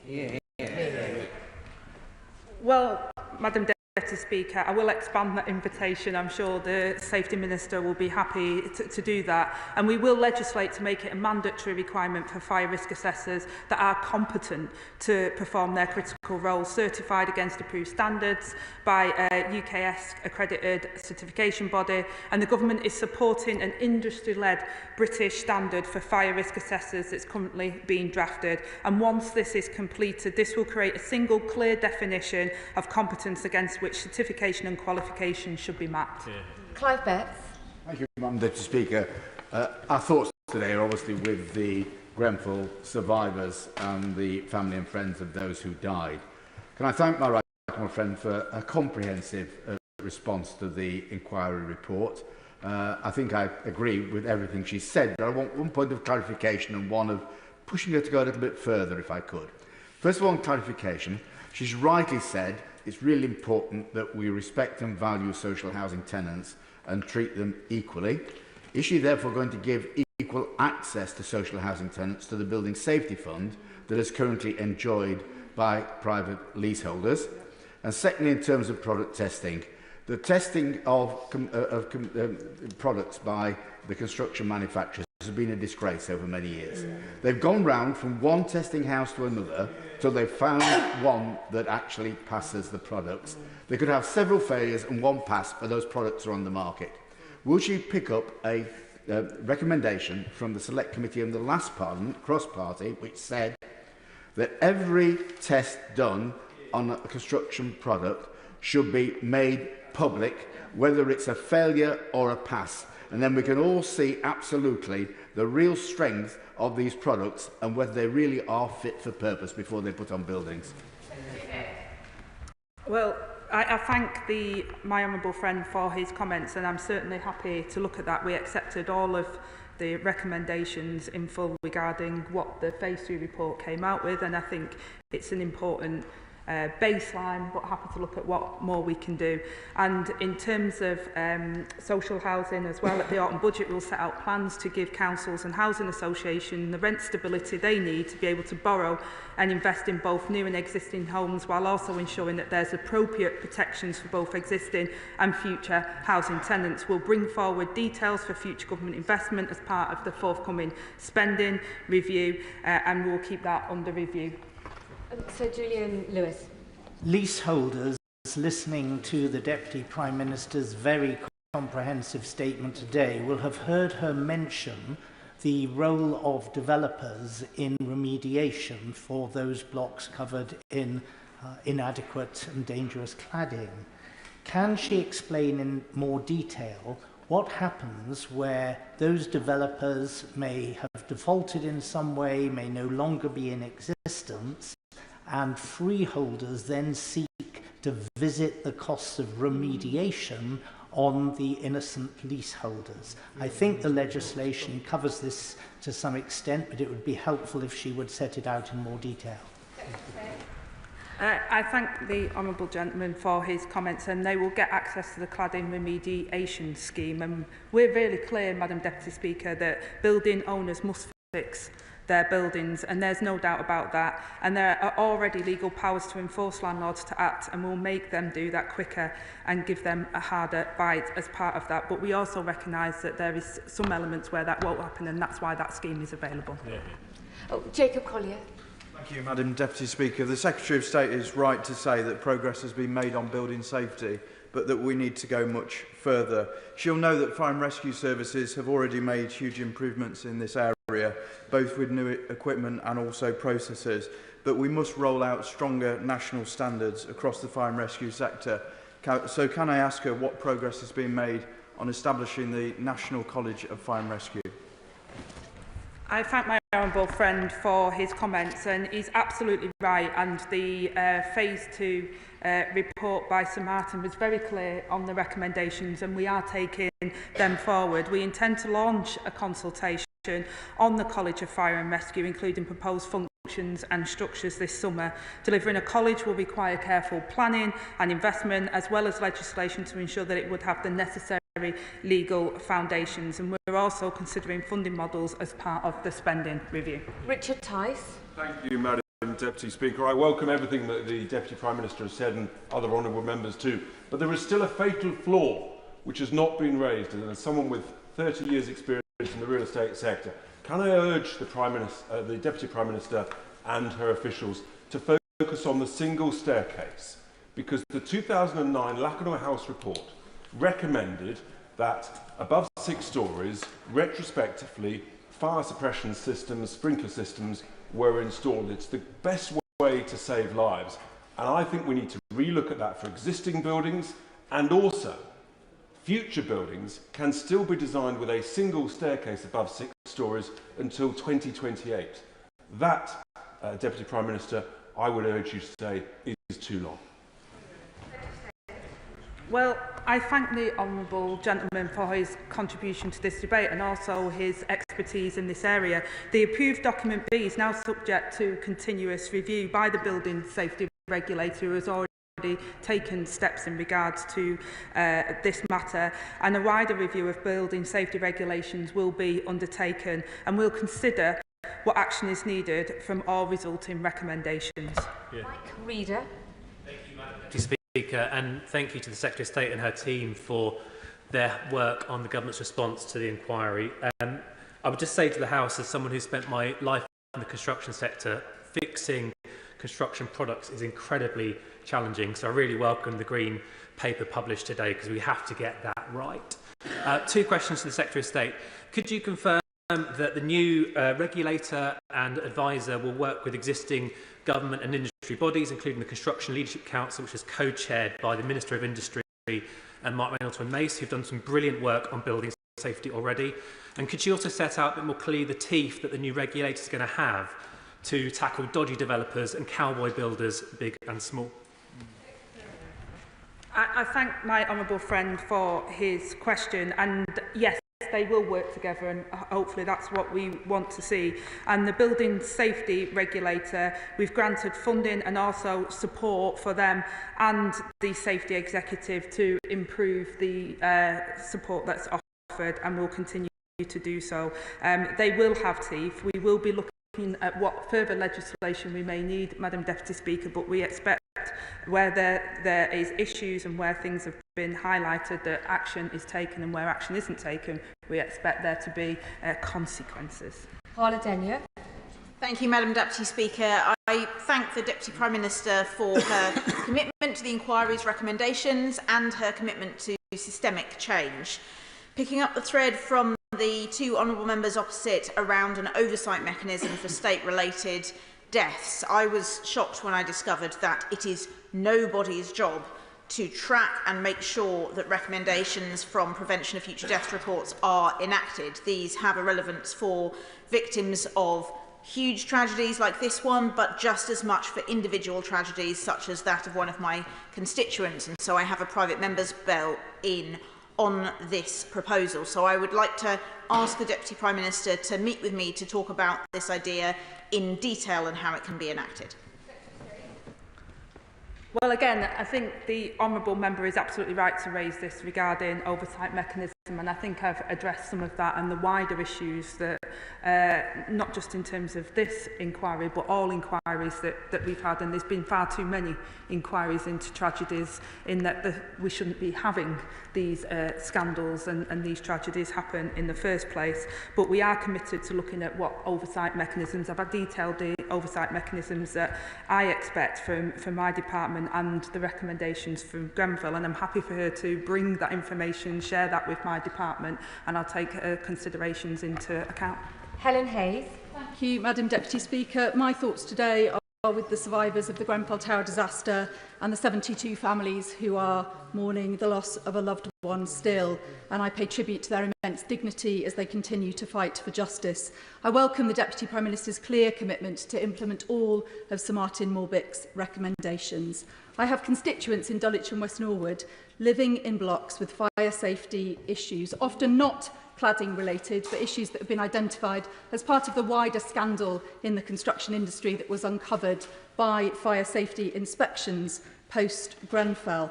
That in some cases there have been fires in these blocks, terrifying fires, leaving residents feeling unsafe and leaving leaseholders trapped in unsellable flats as building owners and construction firms argue over who is responsible for the fire safety defects and fail to move forward to resolve the issues.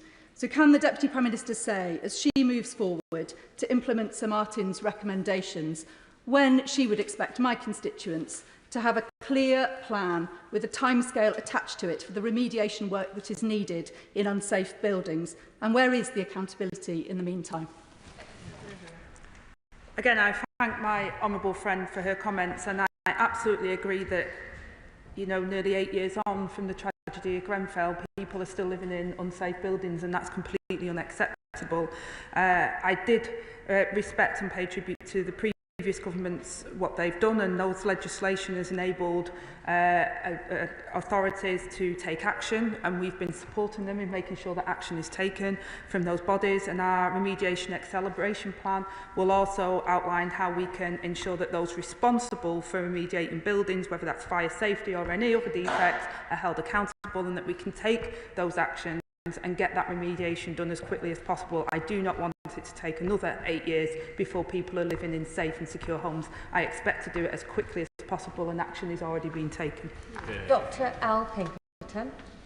Madam Deputy Speaker, thank you very much. And can I thank the Deputy Prime Minister for what she said today and how she said it. I hope that the families of the survivors of Grenfell Tower have heard what you have to say and find some reassurance in the acceptance of all of the recommendations. I have residents in my constituency of Surrey Heath who are today trapped in just the latest chapter of the fire safety scandal. Residents who have EWS1 forms similarly signed off by the notorious now fire safety engineer Adam Kiziak, who find themselves unable to sell their properties, unable to remortgage, but even more fundamentally, who don't know whether they are living in a dangerous building or not. And in neighbouring buildings built at exactly the same time, but signed off or have had their EWS1 forms produced by a different fire safety engineer, they have already been stripped of their cladding. I'm incredibly grateful to hear that you have accepted recommendations 15 and 16, and that you are looking at a professionalisation of the fire safety industry, greater regulation and a commitment to greater recruitment, because we know that those are some of the issues that have underpinned the EWS1 scandal. But can I urge you and your team, please, to think about emergency measures? And it can't just be right that we overlook the EWS1 forms that people already have because people don't know whether they are living in safe buildings or not. It cannot be right that we just overlook those forms. We have to fundamentally, rapidly reassess the safety of those buildings in order to allow them to be sellable or remediated again. Thank you. Well, again, I refer back to what I said to my honourable friend, and I absolutely accept that people should be in safe and secure homes. The government remediation funds have a robust audit process in place to assess the quality of the fire risk assessments of external wards, and the audit process ensures that assessments that are carried out for buildings that are in our remediation funding programmes meet the appropriate standards, and where these standards are not met, we will take action to ensure that this is addressed. Mary Kelly-Foy. Thank you, Madam Deputy Speaker. The report on the Grenfell Tower inquiry is utterly scathing about the role of central government and its obsession with deregulation. The drive to scrap the so-called red tape was a key failing which led to such a terrible incident and avoidable loss of life. So can the Deputy Prime Minister confirm to the House that this approach has been ditched in relation to policies which are concerning fire safety, building safety and the construction sector? Again, my honourable friend's absolutely right to highlight that just about every system failed, Madam Deputy Speaker, which I outlined in my opening statement. Everybody needs to understand what led to what happened on that night in Grenfell, and that there has been action taken. There isn't the same regulatory system that was in place back in 2017. There has been a number of acts of Parliament that has meant that there more instruction and more legal requirements for building safety. We will continue to update that. We have legislation going through at the moment in Parliament which hopefully will deal with social landlords and will give renters more protection as well. We know there's much more for us to do, Madam Deputy Speaker, and I hope across the House we'll continue to work to put safety at the heart of everything we do, because that will be the legacy of Grenfell, is that we take notice. We don't just say warm words at this dispatch box, but we actually take the action that's needed to protect people. Luke Taylor. Thank you very much, Madam Deputy Speaker. Firstly, can I thank the Deputy Prime Minister for bringing the report forward, and also thank the Government for accepting all of the recommendations, and also echo the points from around the Chamber that our thoughts today are with the survivors and the families of the victims. As is often said, justice delayed is justice denied. So can the Deputy Prime Minister please give a timeline for when the companies, as mentioned, Arconic, Kingspan, Saint-Gobain or Celotex, but also the testing firms who covered up these failed results, when will they face justice for their dishonesty and mis-selling that so tragically contributed to the deaths of 72 innocent residents? Yeah.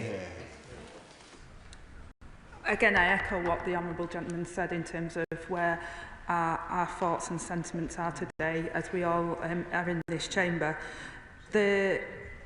I spoke about the justice and justice being delayed, and I think it's awful that people still haven't got the justice and fearful that they'll never receive the justice. The police have said that this will take time. This is one of the largest and most legally complex investigations ever conducted by the Metropolitan Police, with over 180 officers and staff dedicated to the investigation, and we will continue to support them in their important work. The police have recently confirmed that they have everything they need to do that, and will continue to support their efforts. And I said in my opening statement around procurement, Madam Deputy Speaker, and making sure that we can do something in regards to construction products, and my honourable friend sat on the front benches is taking that forward. John Grady. Thank you very much, Madam Deputy Speaker. In my constituency, tenants in social housing are regularly treated as second-class citizens, and it is a shame and a stain on our society that this is so. And in my constituency, many people are desperately worried about cladding remediation following the terror of Grenfell.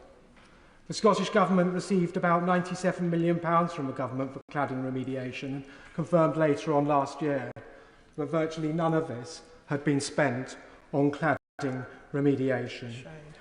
And I wrote to the Scottish Minister responsible this year with a detailed set of questions about progress about cladding remediation.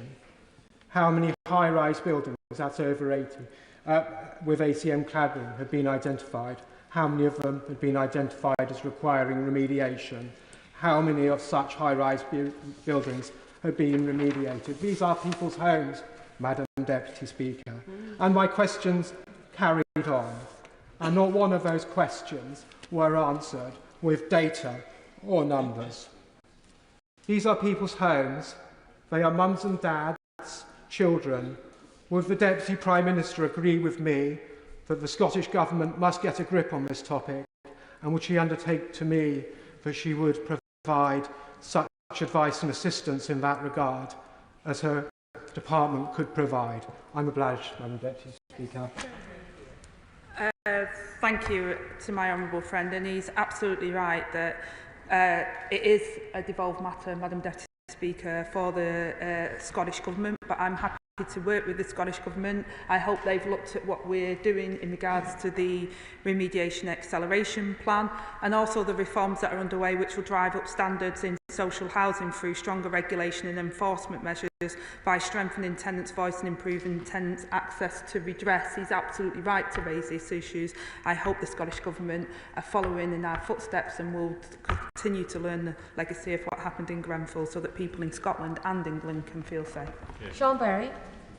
Thank you, Madam Deputy Speaker. I want to thank the Deputy Prime Minister particularly for the comments she made about the way that residents were treated. I want to raise the the strong recommendation that the Civil Contingencies Act is looked at, because my former role involved listening to and trying to support the many local community organisations who were dealing with the enormous gaps in the humanitarian response that was left by the local authority, and these problems carried on for weeks. So could the Deputy Prime Minister tell us when we will hear the timing and the format of that review of the Civil Contingencies Act? Well, again, we looked at the Civil Contingency Act and also the Category 1 training, and we've said that we accept and we will take them forward. We want to do it as quickly as possible, and we'll be working with local partners to scope progress for local authorities on training, and working with all other departments to make sure we can do that as quickly as possible. And I also commend her for her comments in regard to social housing tenants. I hope, Madam Deputy Speaker, listening to members from all across this House today that represent their constituents, that those outside of the House are listening. Thank you, Madam Deputy Speaker. And can I thank the Secretary of State for her statement today and her continued commitment to get justice for the victims of this terrible tragedy. I had the opportunity to meet some of the families of those victims, and I want to commend their bravery. I will also, of course, take this opportunity to pay tribute to my constituent, Rod Wainwright, who was one of the first responders on that terrible morning. Does the Secretary of State agree with me we need to do more to support our emergency services like Rod and his colleagues, who were also the victims of this terrible tragedy? And let me join with my honourable friend from Bent East from praying and hoping that we never have to see something like this again. Secretary of State. Well, I absolutely agree with my honourable friend, and I pay tribute to Rob and his colleagues. And of course, not long after being appointed into this position as Secretary of State, of course, there's another fire within Barking and Dagenham, and it was the same first responders that were out again, and the trauma and the fact that they put themselves at harm's way without question or fear is an absolute testament for the work that they do, and we owe them a debt of gratitude, and we also owe them the support ongoing when they have done that, and we continue as a government to do that. Final question, Jim Shannon. Thank you, Madam Deputy Speaker. Can I thank very much the Deputy Prime Minister for her statement today and for the update in relation to phase 2 of the inquiry report. I think we all in this House would be encouraged by the Honourable Lady's commitment to find two things: to find, make sure that those who carry it out are held responsible under the law of the land. Number 2, to ensure that safety is improved, and that's what I would like to see. In December past, the government started plans to ban firms involved in the Grenfell fire from the public procurement. Whilst this is a very welcome step, Madam Deputy Speaker, what steps can be taken or will be taken to ensure that all firms involved in building works are liable, to ensure that all materials and products are fit for purpose, to ensure that lessons can be learnt for the future from this awful tragedy? And will the Deputy Prime Minister share the conclusions with all regional administrations, especially the Northern Ireland Assembly, so that safety across this great United Kingdom of Great Britain and Northern Ireland will be improved and that we all gain? Thank you so much. Well, I thank my honourable friend for his comments, and my honourable friend, the Minister, met in Northern Ireland yesterday, so I absolutely agree with him that we should all work together to improve safety, and also that we need to make sure that the building safety regulator and what we put in train actually produces the results that we need. Hopefully, Madam Deputy Speaker, this will be a clearer path. It will be clear about what people's legal obligations are, where they sit, and if they don't do what they are expected to do, that there will be absolute enforcement of those rules. That concludes that statement. I'll give the ministers and the front bench some time just to readjust.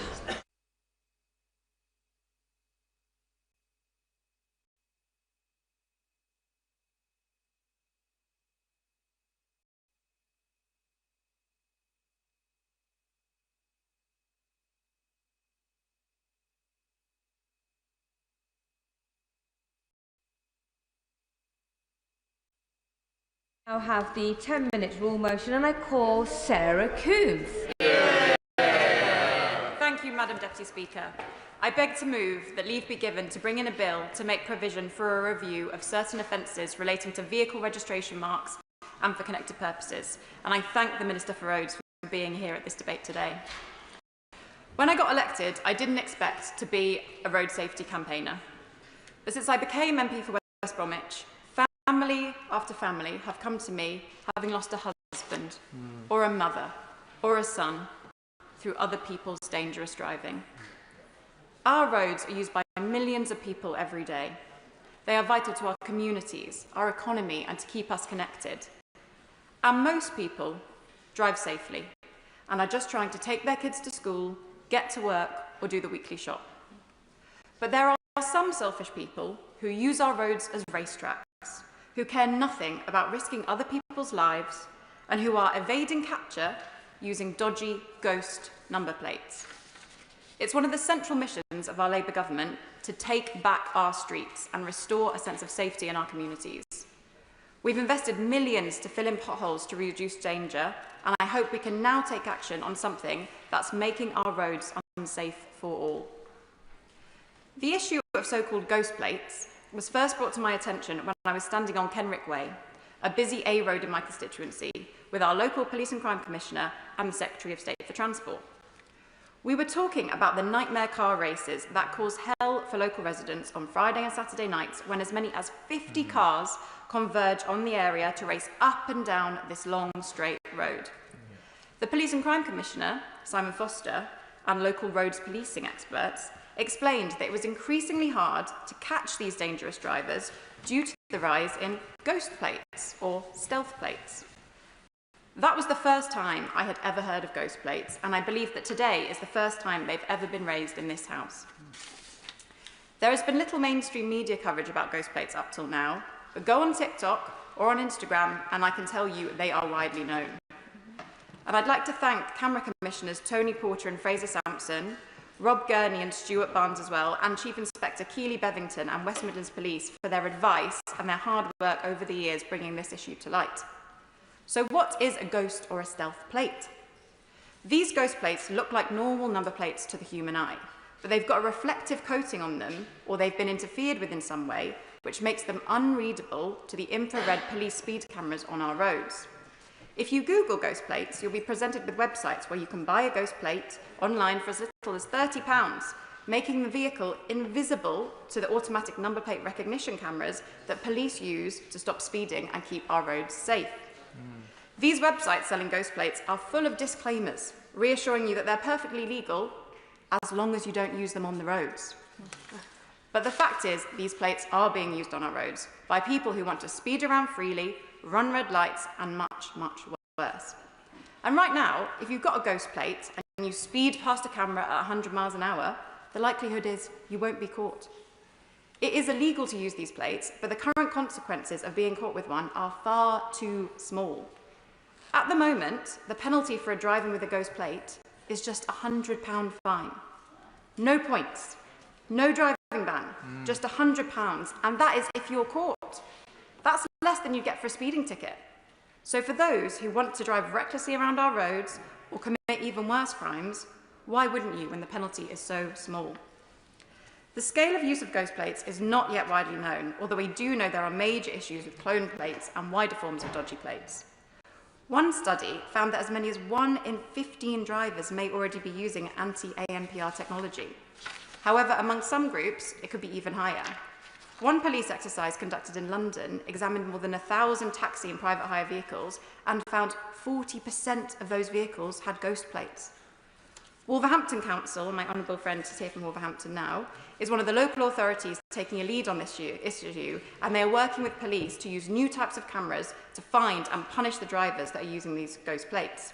Rochdale Trading Standards have also been pioneers in combating these plates. These organisations have done great work, but this is truly a national problem. What I worry about is that the supply of these ghost plates is making all of our roads less safe. In the West Midlands, 1,000 people are killed or seriously injured on our roads each year. Across the UK, that is 30,000 people.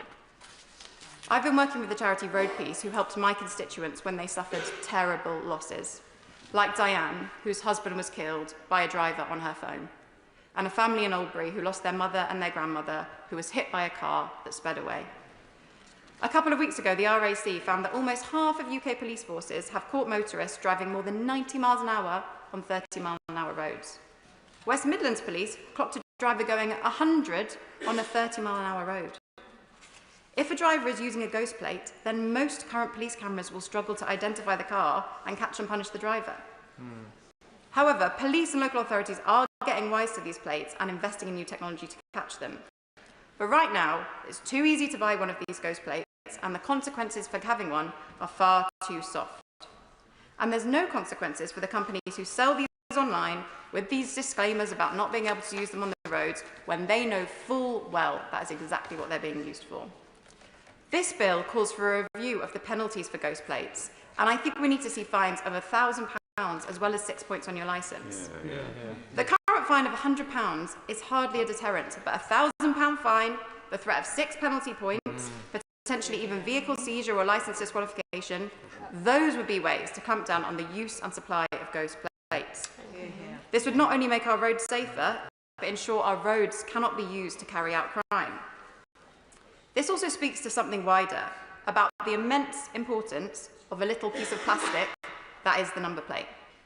This little piece of plastic upholds the rules of our roads, from traffic laws and speeding fines to car insurance, road tax and bus lanes. It also enables the police to track and arrest criminals who are using cars to flee the scenes of crime and move drugs and stolen goods. And yet, this little piece of plastic is removable, modifiable, clonable, and almost entirely unregulated. The humble number plate, as Camera Commissioner Tony Porter called it, is under threat, because the national camera system that is used to keep all our roads safe, ANPR, is being undermined by people who are using dodgy and ghost plates. Madam Deputy Speaker, to conclude, it should be a basic right for all of us to feel safe as we walk, cycle and drive along our streets. But the reality is, too many of us don't. That's why the new government has committed to publishing a road safety strategy, the first in over a decade, which is something I really welcome. The majority of drivers in West Brom and around the whole country just want to get from A to B safely. But there are a select minority of people who think that they are above the law and that by using a ghost plate, they can get away with running red lights, drink driving, speeding, and much, much worse. It cannot be right that these drivers are not facing the consequences of their actions and are creating so much danger for everyone else. So I urge the government to consider this bill in their road safety strategy. The drivers using these ghost plates have gone under the radar for too long, but now they've been rumbled and it's time to crack down on them. Yeah. The question is that the honourable member have leave to bring in the bill. As many of their opinions say aye, aye. Of the contrary, no. The ayes have it, the ayes have it. Who will prepare and bring in the bill?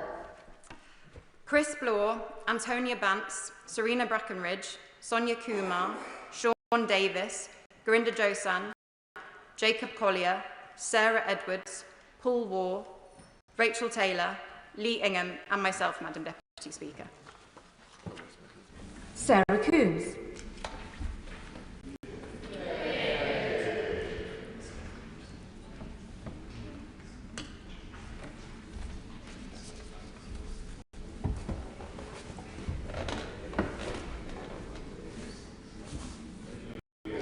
Keep it straight now.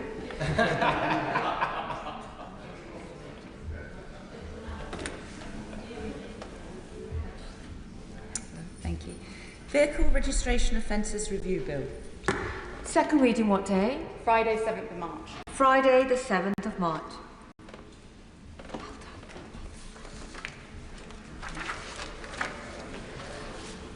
Now, motion number 2 on business of the House. Minister to move. Move formally. The question is as on the order paper. As many of that opinion say aye. Aye. Contrary, no. The ayes have it. The ayes have it. The 7 o'clock motion. Minister to move formally. Formally. We don't actually need it, but thank you very much for that. Forgive me. No, it was myself. Thank you. We're all very keen to crack on. We're now going on to the debate for this afternoon. We'll just let the front benches quickly shuffle over.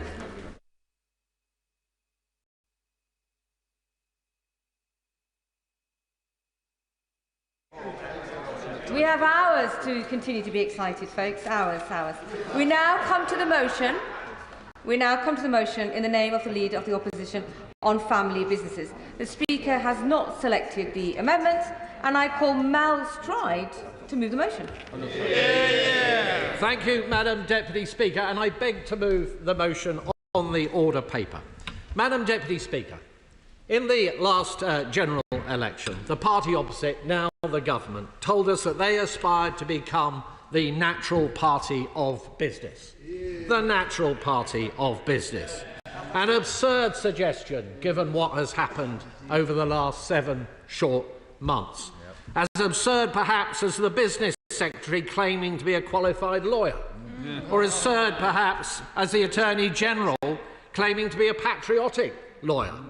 Or absurd, perhaps, as the Prime Minister claiming to be anything other than a lawyer. The economy, Madam Deputy Speaker, has tanked. Inflation recently spiked at 3%. It is to go still further higher. It was 2% on the day of the general election, a legacy that we bequeath to the party opposite. Borrowing is up, substantially up, on the forecasts the OBR produced at the last budget. And growth has been killed stone dead. Growth that the Bank of England tells us will grow, an economy that will grow at half the rate that it had originally suggested. It is no wonder, Madam Deputy Speaker, that all the business confidence surveys show confidence crashing through the floor as a result of what this government is doing.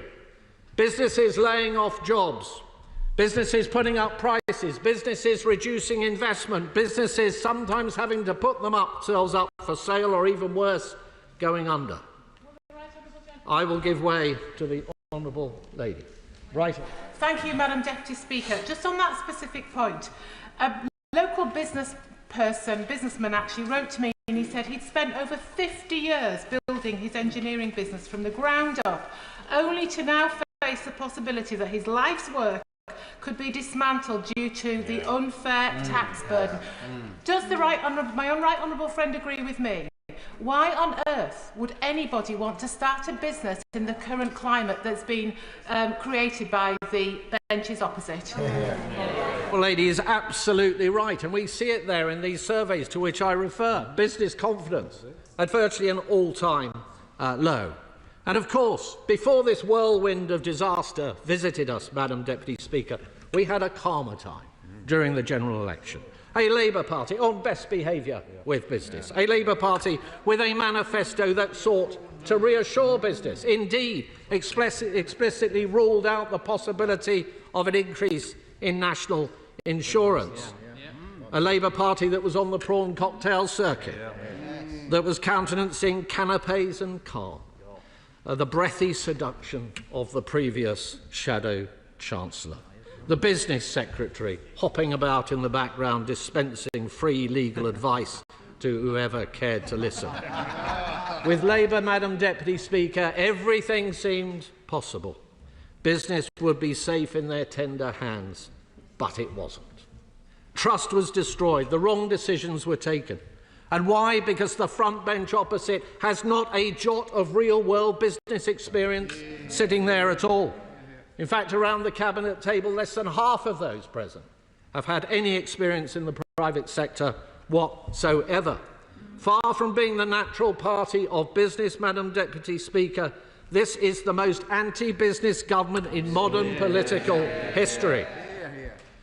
Madam Deputy Speaker, the British Chamber of Commerce, in its surveys, shows that tax is now the #1 concern of businesses.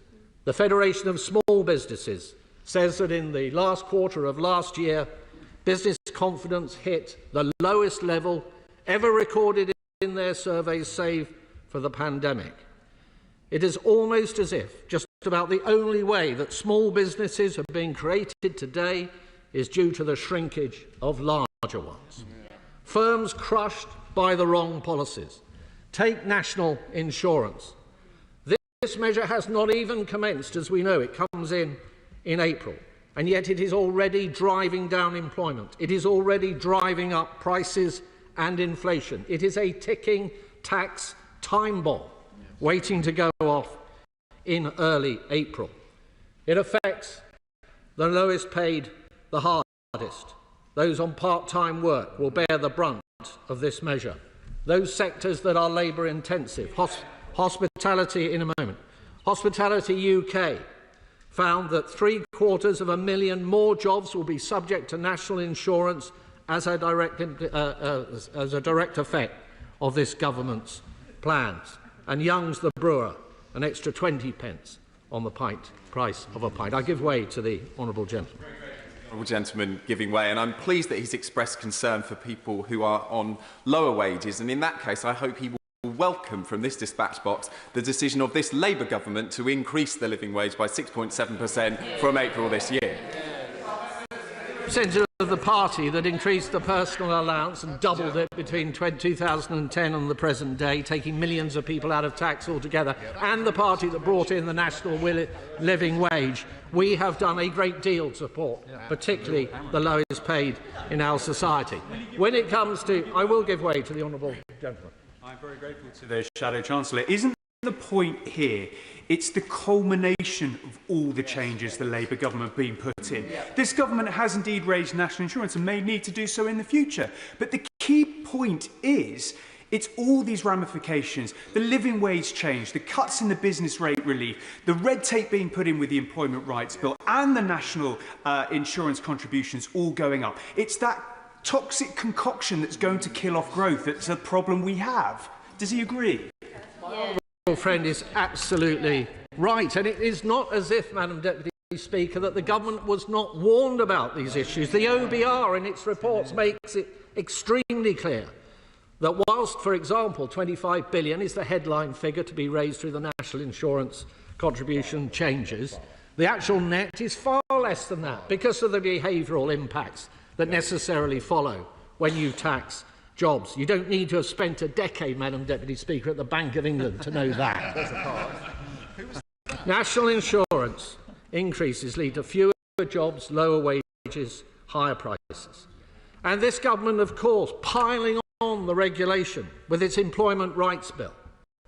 And we know that that increases the risk of employing people at a time when the employment market itself is softening, I will in a moment, and putting an end to flexible working practices, which benefit many businesses, but also suit many of the people that benefit from them, particularly younger people and those who are more elderly. Given this, it is astonishing that this Chancellor has launched a tax raid on family businesses, and I give way to the honourable gentleman. Thank you, Madam Deputy Speaker. I do thank the Shadow Chancellor for giving way. Could he spell out the specific rights in the Employment Rights Bill that he believes and his party believes should not be afforded to working people in this country? For example, he asked a very fair question. To be put in a situation where employers will be fearful of taking on new hires because of the consequences that may follow. To have a situation where trade unions are going to be advantaged in the way that the bill suggests. The trade union paymasters that support perhaps the honourable gentleman, but certainly many of his colleagues. The minimum service standards legislation that we brought in, that this bill, as I understand it, will overturn. None of these things are going to be good for jobs. They're not going to be good for people searching for employment. They're not going to be good for businesses, and they're not going to be good for the UK economy. I'll give way one more time. I'll happily declare an interest, Madam Deputy Speaker, as a member of many proud trade unions, and my declaration is up to date and free for all to see.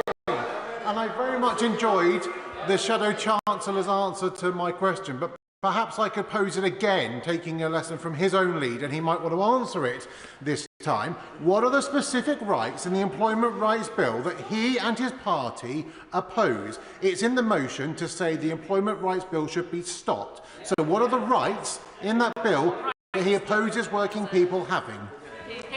Already answered, as he knows. Actually, to paraphrase the leader of his own party, I've already answered the honourable gentleman's questions. But I note his serial offence of being a member of several trade unions at the moment. But good of him to have disclosed that.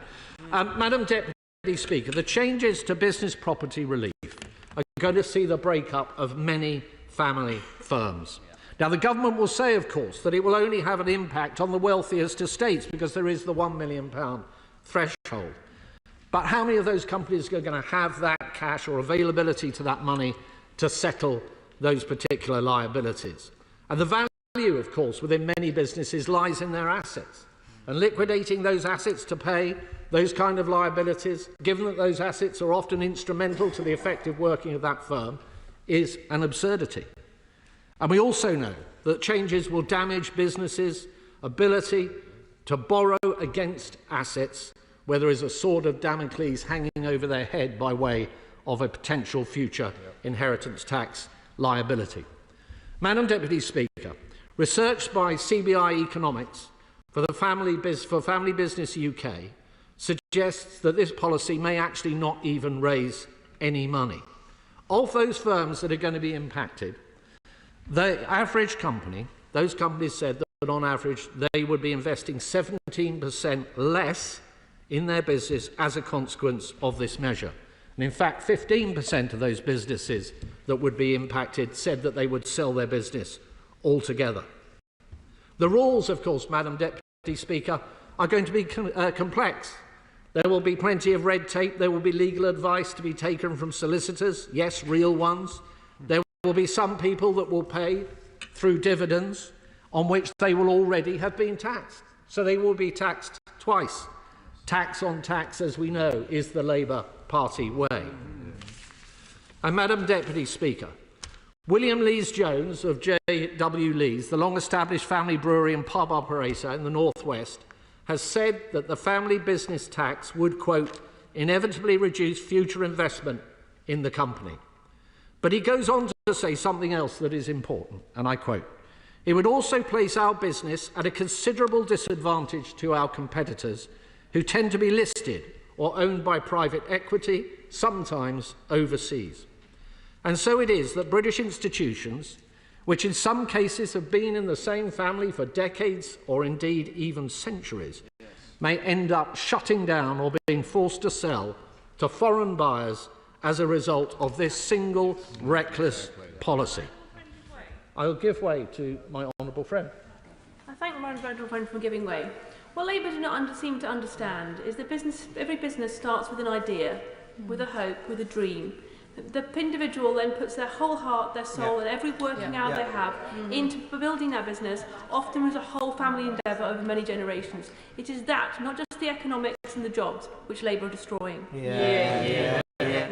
My honourable friend is absolutely right, and this is why the dearth of experience of entrepreneurship on the benches opposite really shows. And we see this not just with BPR, but agricultural property relief as well, the family farm being broken up.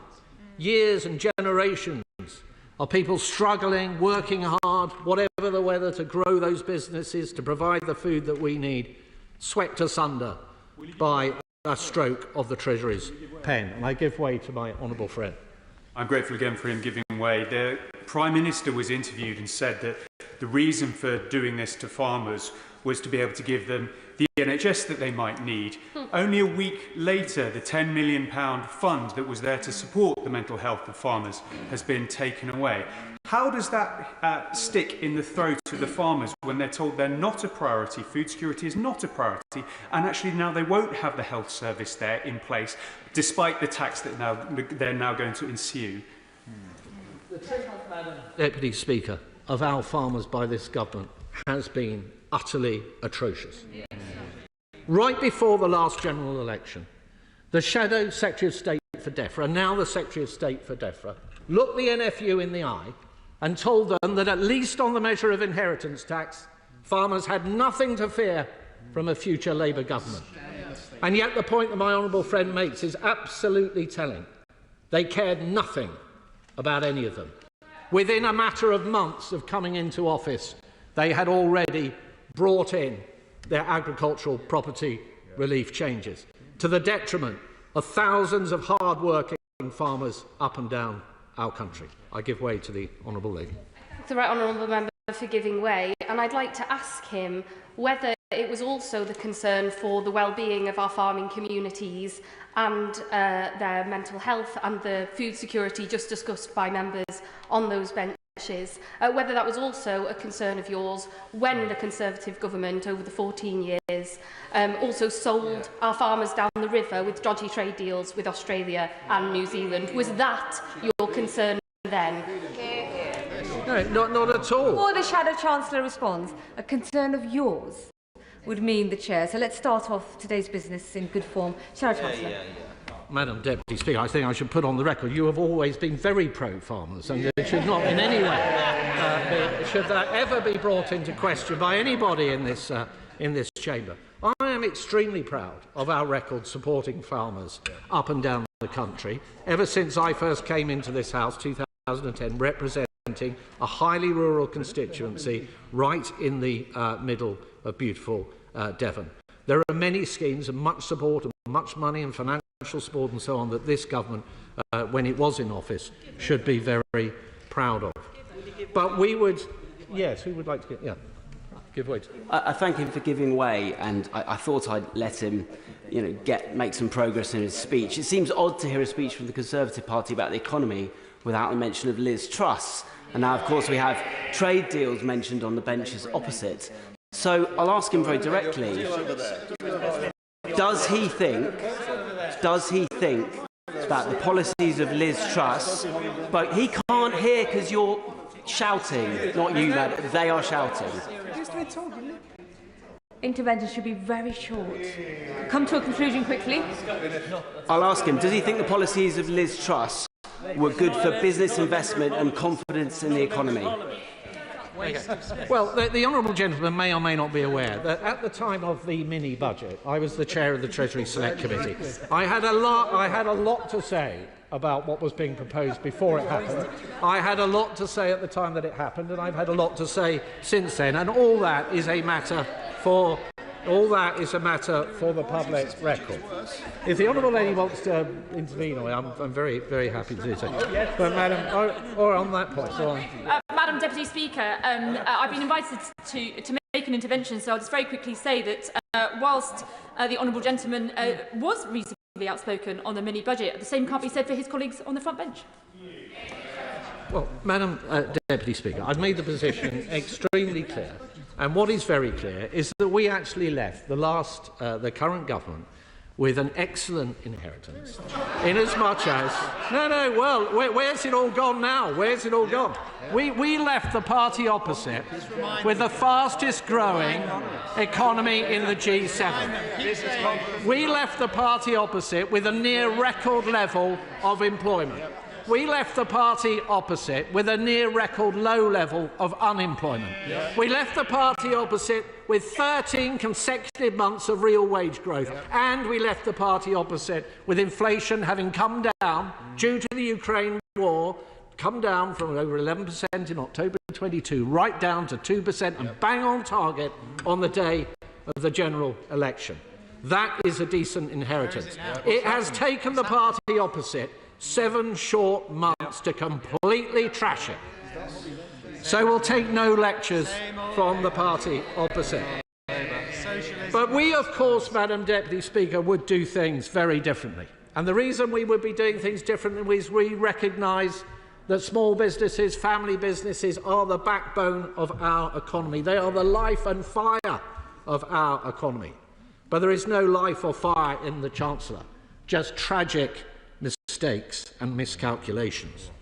The sugar rush of borrowing and spending that we saw in the last budget, further bloating the size of the state, forcing taxes ever upwards. The failure to grasp the nettle of productivity, giving in to those trade union paymasters, above inflationary wage settlements with no strings attached whatsoever, and absolutely nothing to say from the party opposite on the issue of welfare. The budget for which has been ballooning out of control. When we were in government, Madam Deputy Speaker, when we were in, I will in a moment, we reduced the welfare budget on my watch by £5 billion, and the OBR scored over 400,000 fewer people going on to long-term sickness and disability benefits as a result of the reforms that we brought in. But there was more to be delivered.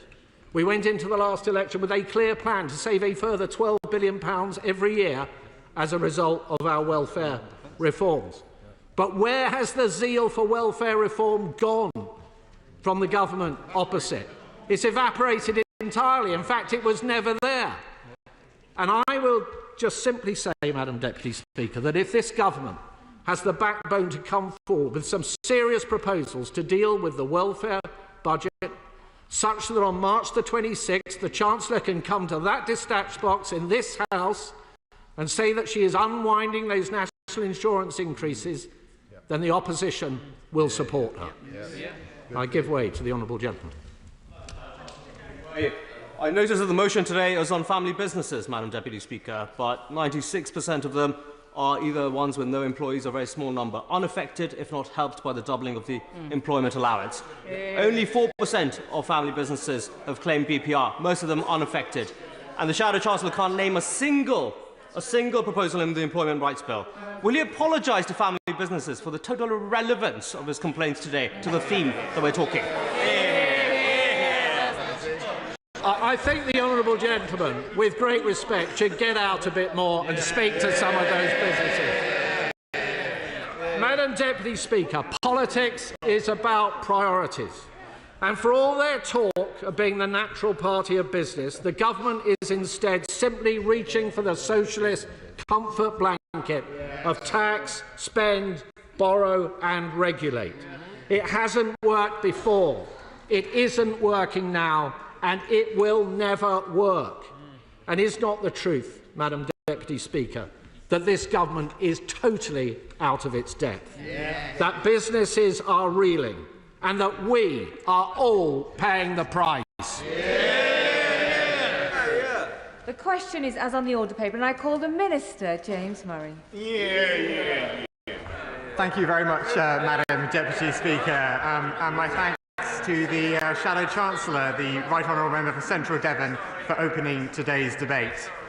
Madam Deputy Speaker, the opposition, in their motion today, have set out a list of objections they have to decisions the government has taken, or, in the case of the measurements around pints, decisions that shadow ministers seem to have entirely imagined. While shadow ministers may be able to list their objections, they are unable to take responsibility for the damage to our economy that they in government were responsible for. And crucially, Madam Deputy Speaker, they are unable to offer any credible alternative. Today's motion makes clearer than ever that the Conservatives have no vision, no ideas and no plan to deliver the change that our country needs. In contrast, Labour is the party with a plan for change, a plan to restore economic stability, boost investment and drive growth across the UK to put more money in people's pockets.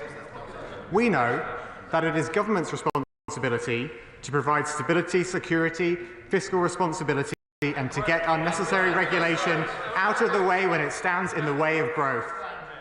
It is businesses, large and small, including family businesses and their workforces, who will create jobs and wealth and be the engines of growth in the economy. We know that pubs, shops, traders and services across the country not only play an important role in all our lives, but also drive economic growth. Those businesses and their workforces are the backbone of our economy, and they need a government who will take the right decisions, even when they are difficult, in the national interest to support our security and prosperity. And so, Madam Deputy Speaker, let me start by briefly reminding the Conservative members opposite of the context in which those decisions have been made. That context is, of course, the inheritance that this country faced after 14 years of the party opposite being in power. I'll give way. In 2010, this government, the then government, had to borrow £158 billion. Of course, fast forward another decade, we had something called the pandemic, where we had to borrow £400 billion. So on the top of that, collectively, that's a great big difficulty to be dealing with. Now, I sat in this chamber 5 years ago, when the pandemic happened, listening to all the interventions asking for more spending of money. This is the problem that the Conservative government have dealt with. Does he not agree?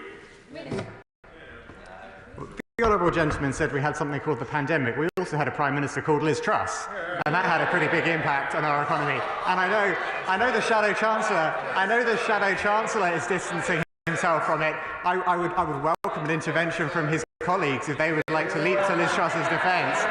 I'll give way. I'll give way. No, they're not. They're not seeking to intervene on me. Funny that, Madam Deputy Speaker. There's no intention to intervene on me there. Perhaps in closing, one of the other shadow ministers can refer to Liz Truss's record and defend that. Yes, Liz Truss's record. So the way I see it, the problem is Liz Truss with her budget was she didn't set out her workings. The problem with Rachel Reeves's one is she did, and the country and the world doesn't believe it. That is far more detrimental to the situation we find ourselves in because she can't get out of that problem. That is the difference between Liz Truss and Rachel Reeves. Wow, Madam Deputy Speaker. I should let the honourable gentleman intervene more often if he's going to. If he's going to say that the only problem with Liz Truss is that she didn't set out her workings, I think the problem was rather more fundamental than that, as people across this country will attest. But frankly, Madam Deputy Speaker, it is no wonder that members opposite want to bury their heads in the sand and try and pretend the last 14 years did not happen. It was 14 years of mismanagement and decline, along with jolts of disaster, digging ever deeper holes in our public services and our economic resilience. It was their decisions that led to their resounding electoral loss last year, and it was their record in office that made the difficult decisions that we had to face on entering government necessary. I'll give way. I thank the Minister for giving way, and he's in his usual courteous way handling this debate. But can I take him back to something that he said in his remarks, which were the hospitality businesses and pubs deliver economic growth? Can I say to him that there is a small pub chain in my constituency that are having to find a third of their total turnover because of the actions of this government, meaning that they may have to close a venue which supports a small village in my constituency? Is that the economic growth that he thinks that he's delivering? Well, I thank the honourable gentleman for his intervention, and with regards to the changes around employer national insurance, which I assume is what he was referring to, I'll come to that in a few moments in my remarks. But let me be absolutely clear about the context here, Madam Deputy Speaker, which is that no responsible government could have let things carry on the way they were. Absolutely. That was simply not a tenable situation, and I think members of the opposite party know that. And that is why, at autumn budget, we took difficult but necessary decisions on welfare, spending and tax. And those decisions were vital steps towards restoring economic stability, fixing the public finances and supporting public finances. Now, as I said earlier, Madam Deputy Speaker, whilst members opposite have taken every opportunity to say they oppose these choices, they have yet to offer any solutions of their own. But difficult decisions were necessary, and so let me set out why we made some of the choices that we did. I'll give way. I thank the Minister for giving way, and thank you, Madam Deputy Speaker. The Labour Party manifesto said that by the year 28-29, they would increase spending by £9.5 billion a year. Why then did the budget increase it by that year by £76 billion, 8 times more than the Labour manifesto said? Well, Madam Deputy Speaker, as I'm sure the honourable member will know, upon entering government and speaking to Treasury officials about the state of the public finances, we uncovered a £22 billion black hole, which was known to shadow ministers, well, ministers at the time, but the OBR was not informed about. I'll give way one more time. The Minister might have noticed that there is a bigger gap between £9.5 billion and £76 billion than £22 billion.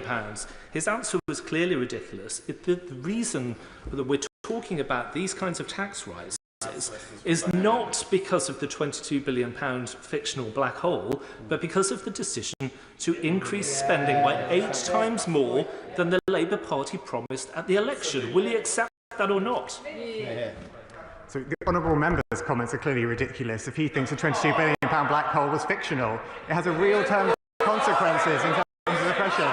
I'm going to make some progress. I've been very generous in giving way to the honourable gentleman, but he will know that his colleagues on his benches who are in government were aware of the in-year spending pressures, and they chose not to share it with the Office of Budget Responsibility and thereby not share it with the British people. That is the truth of what we inherited, and that is why we had to take difficult decisions. Now, I'm going to turn to some of those difficult decisions which we had to take in the budget last year, because the opposition motion refers to the decisions we have taken on business property relief. Now, I assure him that the decision we took on this relief and on agricultural property relief were not taken lightly. The government recognises the role that these reliefs play, particularly in supporting small farms and family businesses, and that is why we chose to maintain these reliefs rather than abolishing them, meaning they maintain very significant levels of relief from inheritance tax beyond what is available to others. Indeed, the reliefs will remain more generous than the last time they were changed. The changes we are making mean that agricultural and business property reliefs will be better targeted and fairer. Madam Deputy Speaker, according to the most recent data from HMRC, 40% of agricultural property relief benefits the top 7% of estates making claim. It is a similar picture for business property relief, where more than 50% of business property relief is claimed by just 4% of estates making claims. These data bear out the fact that the benefit of the existing 100% relief on business and agricultural assets has become heavily skewed towards the wealthiest estates. It is neither fair nor sustainable to maintain such a large tax break for such a small number of the wealthiest claimants, particularly in light of the wider pressures on the public finances. And that is why we are changing how we target agricultural property relief and business property relief from April next year. Individuals will still benefit from the 100% relief for the first £1 million of combined business and agricultural assets. On top of this amount, there will be 50% relief, which means that inheritance tax will be paid at a reduced effective rate of up to 20% rather than the standard 40%. And of course, this sits on top of the other spousal exemption and nil rate bans which apply more widely within the inheritance tax system. Kilnside Farm in my constituency, run by Bob Milton, is only 36 acres in total, which is a tiny farm, yet is going to be subject to these new taxes. So how can he say that only 4% are going to be affected? Even the smallest farms in my constituency are going to be hit by this. Well, just to correct the honourable gentleman, I didn't say that only 4% were going to be affected. We've set out that around up to 520 estates claiming agricultural property relief, including those that also claim agricultural business property relief, expect to be affected in 26-27. That means that around 3/4 of estates will be unaffected and will not pay any more inheritance tax. All of the data on this has been set out in a letter from the Chancellor to the Treasury Select Committee, and if the honourable gentleman looks at that document, he'll see some of the stats that I'm referring to. I'll give way. Of those 500 or so that you've just explained will be the ones that have to pay this inheritance tax, do you have any idea what the number of those are small businesses compared to the large estates that you're seeking to challenge in this legislation? The data that I referred to is based on claims data, and this is an important point which comes up frequently when we have debates around agricultural property relief and business property relief, because if one were to consider assets that are owned by farmers or by other business owners, the actual value of the asset doesn't give you a guide to what claim might be made against inheritance tax, because that will depend on the ownership structure, on debt that might be owned, on what inheritances have happened earlier in people's lives, and so on. So the only data which can give you an indication about what impact these changes will be having from April 2026 is the claims data. Now, the data that I referred to earlier and that I referred to in response to the honourable gentleman is the claims data that HMRC has, real claims data. That is the data on which we made decisions around this policy, and that is the data which informs some of the Chancellor's statistics in her response to the Treasury Select Committee, which the honourable lady may like to consult. I'll give way. I thank the honourable man for giving way. In Northern Ireland, the Agriculture Department has indicated that almost half the farms will be impacted by the inheritance tax. 75% of all dairy farms will be impacted by the inheritance tax. When will he start to speak with and listen to industry leaders? Because quite frankly, the meeting last week was an outrage, and he needs to sit and listen to industry leaders who know the industry and who are speaking on behalf of real farmers on the ground who are going to be impacted by this inheritance tax. Madam Deputy Speaker, the honourable lady referred to meetings that I held last week with representatives both of UK-wide organisations and indeed those that represent other nations within the UK. And I think there is a difference between listening to people and having to agree, because sometimes we listen and we disagree. Sometimes we listen and we disagree. And that is the situation that we found ourselves in after that meeting, where we listened to concerns, but we have a different approach. And I've been setting out today through this debate exactly why we've taken the decisions that we have. I'll give way. Minister, for giving way. I recently did a survey of all the farms in my constituency of South Devon, and 85% of the people who responded to that survey said that they were going to be affected by this inheritance tax, mainly because of the cost of land in South Devon. Practically all farms are going to be subject to this. So when will the government listen to this evidence that we are collecting from our farmers, that your assessment that only 25% of farms are going to be affected is actually not correct? Well, thank you, Honourable Lady, for her intervention. But I think it is important to emphasise that the correct data to work out the impact these changes will have is the claims data.